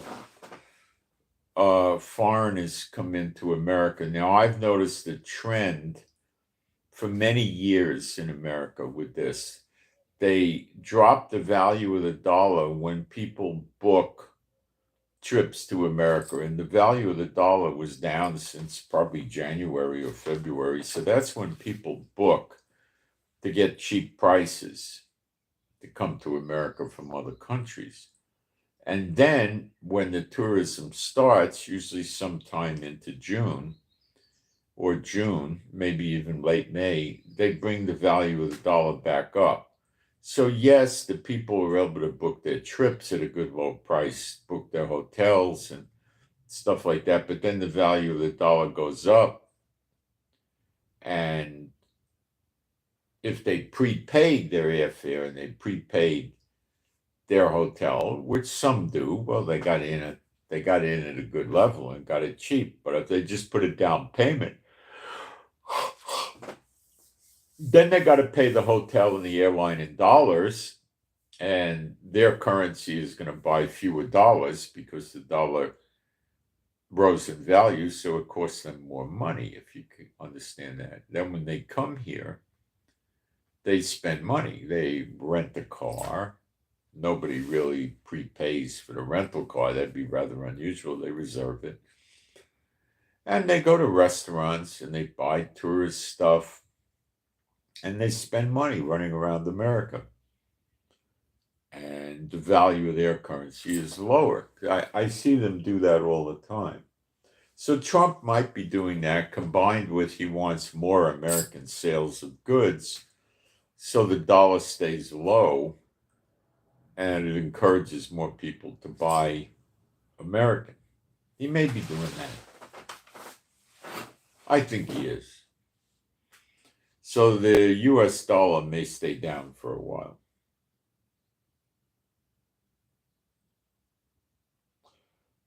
My opinion on Israel, I don't know what is specifically. I'd answer you if you told me what you were really asking me. I don't know what to tell you.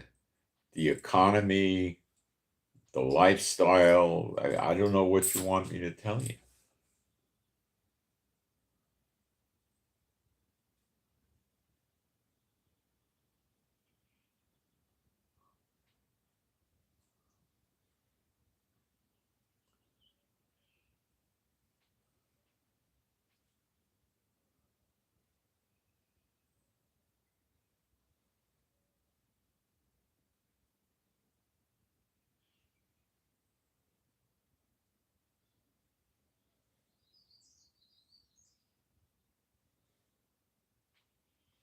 Somebody says I should answer about opinion on Israel. Give me an idea what you want to know.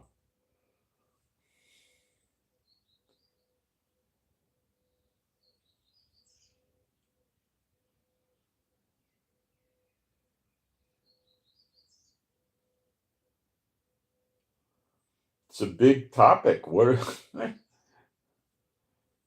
do you want me to talk about the restaurants in Israel? I don't know what you want. I'll be happy to help you, but I don't know what you want.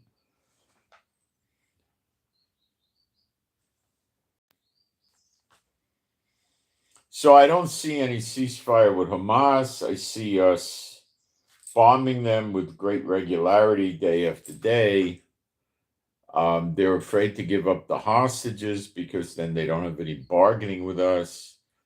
Hezbollah is beaten down. They're the ones up in Lebanon. So they can't do much. And so Hezbollah in Lebanon can't do much anymore. Neither could Hamas in Gaza.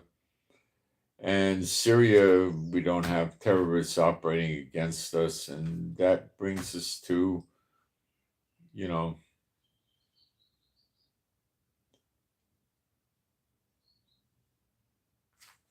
I don't know, we got the threats we have today, the real imminent threats right now is Yemen, which is Edom in the Bible, Iran, which is Elam, Elam in Jeremiah 49, and then we have problem with Iraq potentially, Syria potentially, Jordan is definitely going to turn against us, so will Saudi Arabia. So the pieces on the chessboard are being moved around. Israel's an apartheid state. You don't know anything about Israel. The Arabs pay less taxes, get better benefits than do, and the people in Israel are griping because they get treated better than the Jews do. They don't have to go in the military. You don't know what you're talking about when you talk like that. There's 1.6 million Arab citizens in Israel that could do anything any other citizen of Israel can do. We have terrorists and stuff, but they're they're in Gaza, they're in the West Bank, and they're in Ramallah and Hebron and other places. Yeah, we got a problem with them.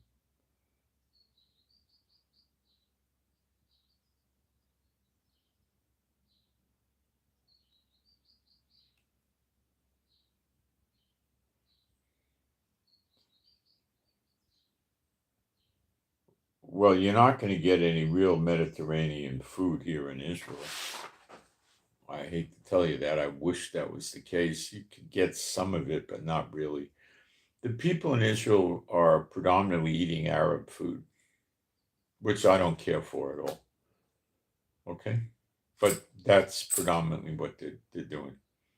Not 100%. You can get some of the other stuff, but, you know, that's mostly what they're eating.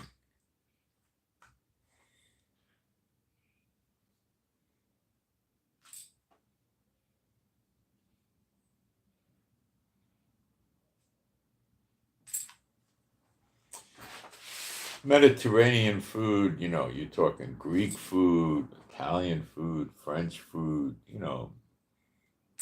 We have food like Turkey has food, like Syria has food, like Iran has food, you know, that kind of stuff. Like Dubai and UAE have food, like Saudi Arabia has food, like Jordan has food.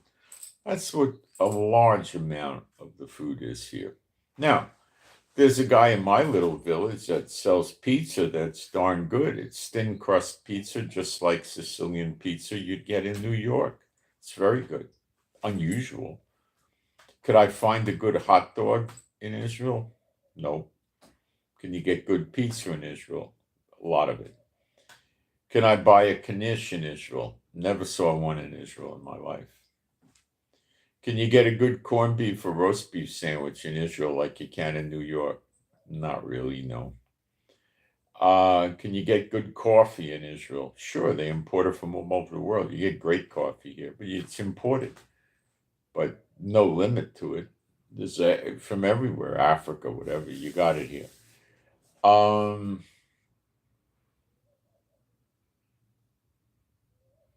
have I ever seen a good Italian restaurant in Israel? No. Have I ever seen a good Greek restaurant in Israel? No. Have I ever seen a Mexican restaurant in Israel? Not at all. Have I ever had good Chinese food in Israel like you would get in New York or San Francisco? No, never. Though I think it exists in Israel, no, I don't think it exists at all. They have Chinese food here that tastes sort of okay. It's a sweet, they put sweet stuff on it, which I don't care for that much. No, I don't think it's authentic. I think they made some kind of Chinese food that appeals to a lot of the Israelis that is not really Chinese food as most people would know it. Spanish food, never saw it. German food, maybe a little bit. No, I never saw a German restaurant here. I've been in German restaurants in New York, never here. Uh, can you get French food here? Yeah, yeah. Um, can you get like Peruvian food here? Yeah, there's a couple of characters here that say, with the peanut sauces. Yeah, but I don't think it's authentic. I don't bother with it. Can you get sushi and sashimi here? Yeah, is it good? Mediocre. Not good what you get elsewhere. It's not great. No. Thai food. Again, yeah, but it's not real. It's their Israeli version of Thai food. Um, Vietnamese food, which I happen to like. Never saw it in Israel. Never. Uh, what else? Indian food from India. I never saw it. It's maybe here, but I never saw it. And would it be authentic? I have no idea. Um, I'm thinking.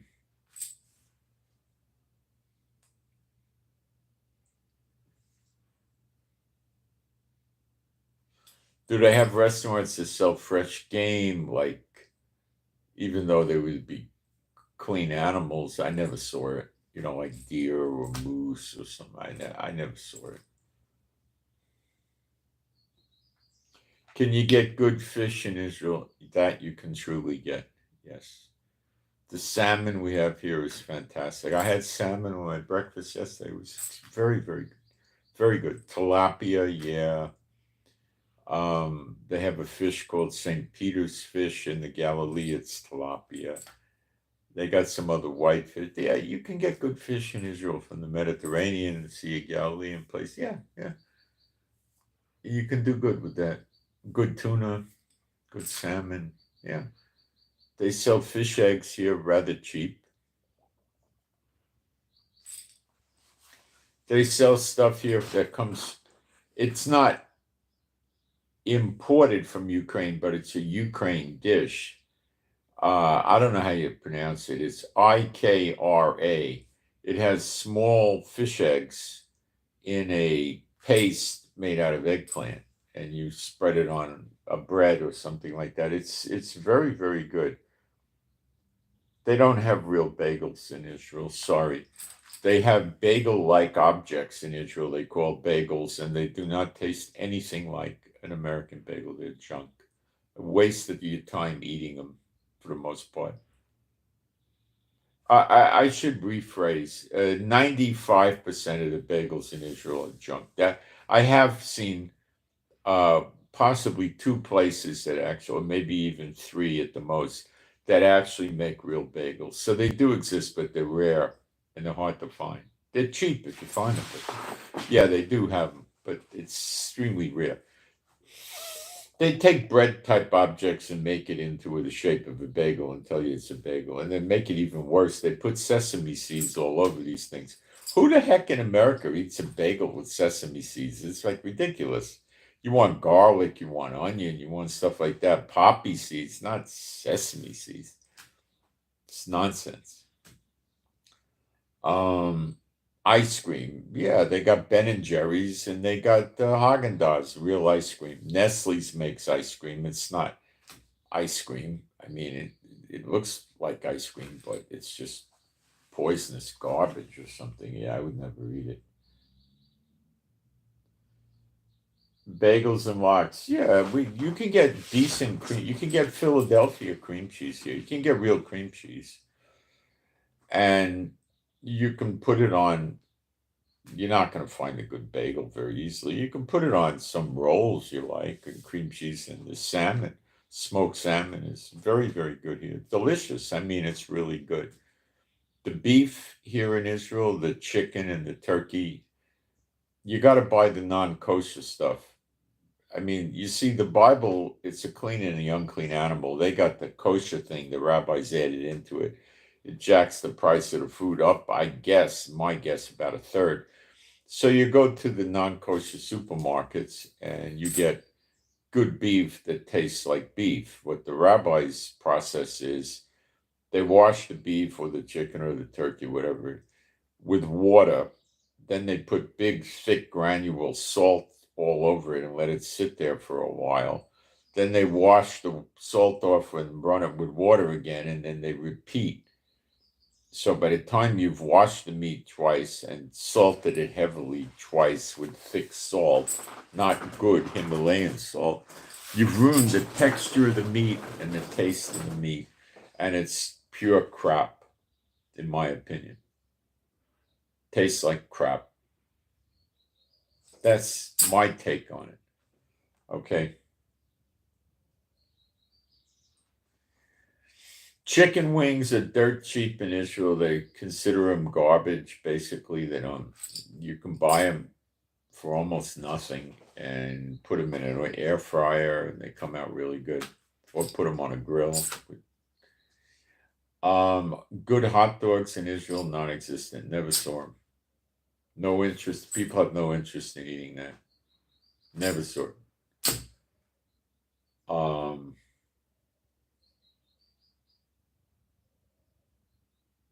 Thinking what else? Can you get good like salads and vegetables and fruit in Israel? Yeah, you get great salads, fruit, and vegetables. Yeah, not just good, great. We grow about 40 different things on our property, and we're getting a lot of pomelos now, and they're so delicious. They're sweet pomelos. They're bitter. They taste like a grapefruit, but sweet at the same time with the grapefruit taste. They're really good. They're the size of a softball. They're really nice. Um, yeah, you can get really good oranges, watermelon, cantaloupe, honeydew, bananas, anything. Pears, peaches, plums, grapes. Vegetables are very good here. The breads, in Israel, they got like 40 different kinds of breads, probably 35 of them, in my opinion. I don't want them. I think they're junk. They taste awful, you know.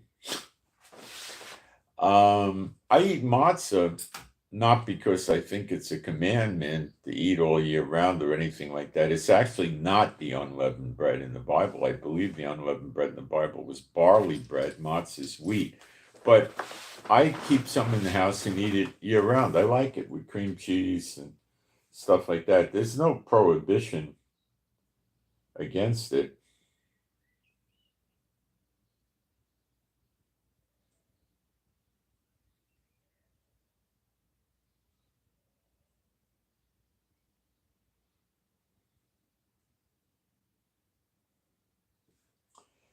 Guys, when people put up Arabic to the mods, you want them out of here. Because the chances are it's, cursing Israel. Could Gazans be relocated to Yemen? No, you can't relocate 2.5 million people out of Gaza. I don't know what they're talking about. Prophetically, they get killed, and then some turn to the Lord. A McGriddle. I don't know what that is. Is that a pancake or a waffle? I guess. I don't know. They have McDonald's here. It tastes, what does it taste? It probably tastes about 80, 90% like American McDonald's in there someplace. I don't bother with it. It's very expensive. It's not worth it. They have two types of McDonald's. They have a kosher and a non-kosher. But it's a lot of money for junk. I don't bother with it. There's a fried chicken place like what's the one in America? The Colonel, I guess, whatever you call it. And they got one like that here. Once my wife took a trip in somewhere in Israel and she passed it and she brought some back for me, and it was about 60, 70% like what you get in America. I didn't care for it. I never wanted it again. It wasn't worth it. Can you get good pasta dishes here? Nah, you can't. They got like if you went to Little Italy or something like that, no chance. You can get spaghetti and linguine and angel hair pasta, and then go try to figure out what you're going to do for a sauce. And, you're not going to get anything like what you would get in Italy or in a Little Italy in New York or anything like that. No, you're not going to get anything like that. I know full well what you mean.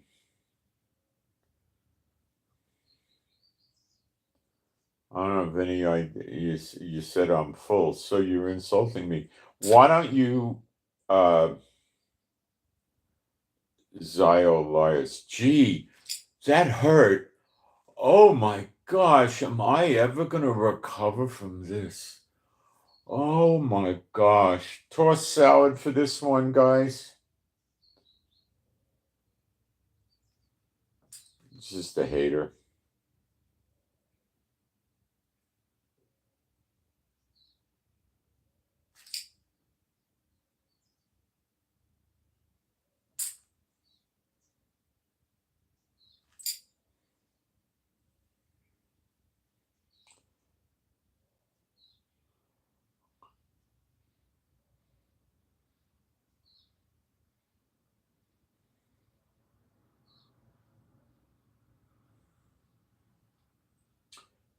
Okay, I guess that's what I got to cover today.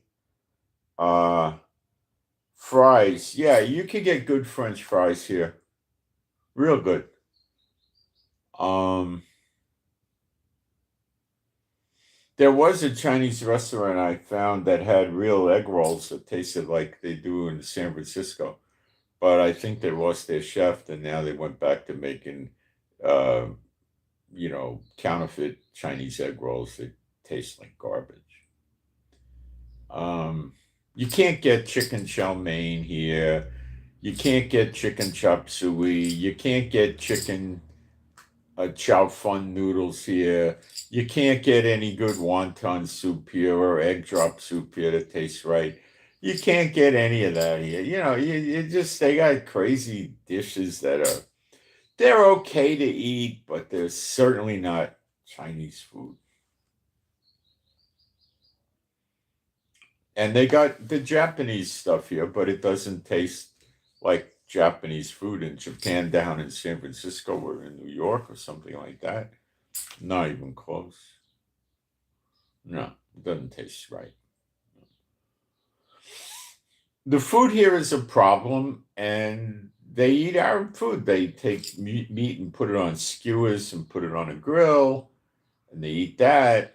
They take falafel, which is chickpea paste made into a ball, and then dropped in a machine that boils French fries with the oil that they don't change enough, and it's cheap junk oil, and they put it in and they make the falafel, and then they put it inside pita bread, and they stuff salad in there, vegetables in there, French fried potatoes in there, put sauces on it. Is it good? Yeah, I could eat it once a month. But they eat it every day, you know. I don't care for it that much. It's okay to eat it every now and then. It's tasty, but it's not something I care for.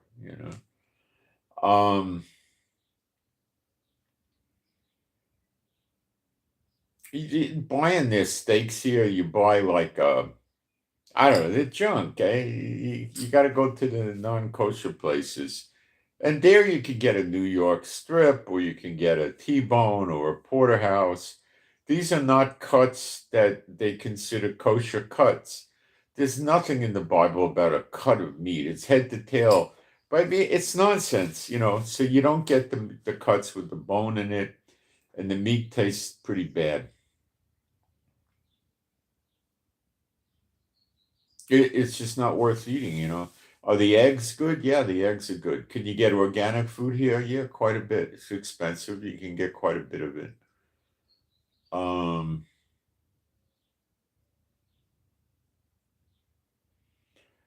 if you like to eat junk, do they have good cakes and cookies and candies here? Fantastically good. Superb. The chocolate here rates with the Belgian and the Swiss chocolate. It's at least 90% as good, if not 100%. The white chocolate, the milk chocolate, the bittersweet chocolate, any kind of chocolate is fantastic here. It's cheap too. They make it in Israel. It's not bad at all. Can you get nuts in Israel? All you want. Any kind of nut. I mean, they got so many different kinds of nuts to eat, and it's amazing. And they're good. They are good. They got all kinds of candy here if you're a kid and you want to eat candy.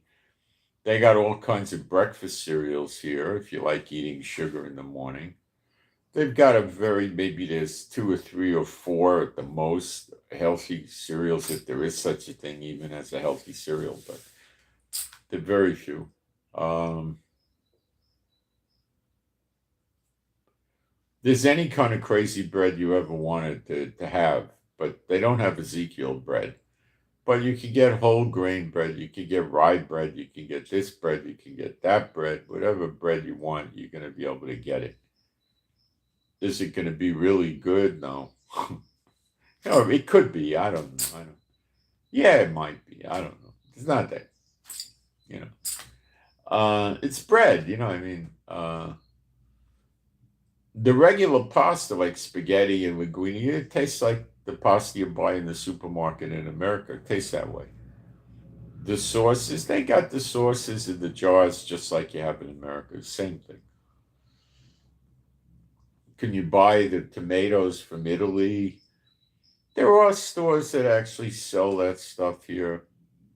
I know of one, and you get a little bit better tomato sauce. Yeah, you can get into that. They have all the different sources for Chinese food and Japanese food. Not, I don't know, but all they got a lot.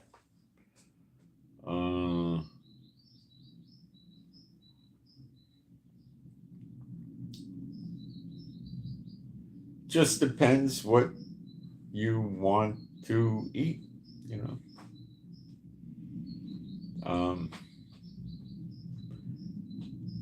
If I go to the restaurants, they're going to almost always be kosher unless you go to the Arabs. And what I'm going to gravitate for is fish because that's going to be tasty. I'll go after the fish.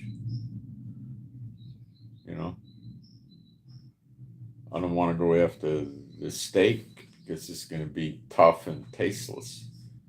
What do I need that for? Put Tabasco sauce all over the steak to make it taste better, maybe, or put blue cheese dressing on it to make it taste like something. It's not worth it. They sell a lot of hamburgers in Israel. Yeah, they make the hamburgers taste good. They also sell things like they make hamburgers out of a ribeye steak, out of porterhouse, out of filet mignon, out of entrecote. Yeah, if you like that sort of stuff, they can be good. Yeah. So it's different here, the food.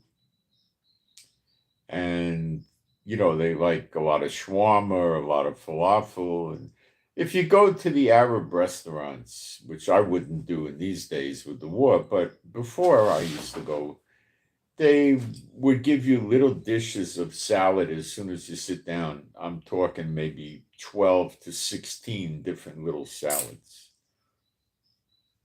Then they would make you this very thin bread that's delicious, some Arab bread, Morocco bread or something, and they put it in the oven and make it right in front of you and then bring it over hot. And if you want more, they'll bring more. If you want more salad, you get more salad.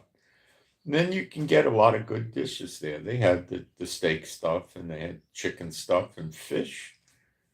And they have really nice desserts. It's not bad. You got to get used to it. Will you miss the other foods you're used to living in Europe and America? Oh, yeah, you would. That's it. But it is what it is, Now, when the next great exodus happens, I think we'll have a lot of foods from all over the world.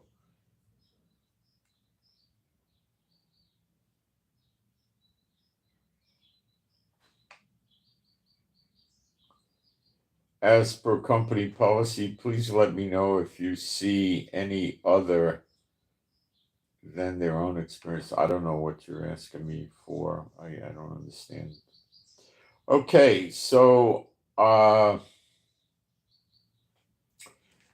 that's what I got for today. So I'm Moshe. Please pray for me and my wife for our peace, safety, protection, joy.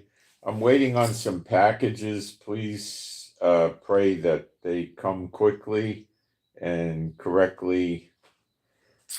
Pray for the dog not to run away anymore, please. I've got to figure something out. She's driving me crazy. She overcame my latest barriers. I don't know what to do now. Pray for the peace of Jerusalem. Pray that I make better videos. And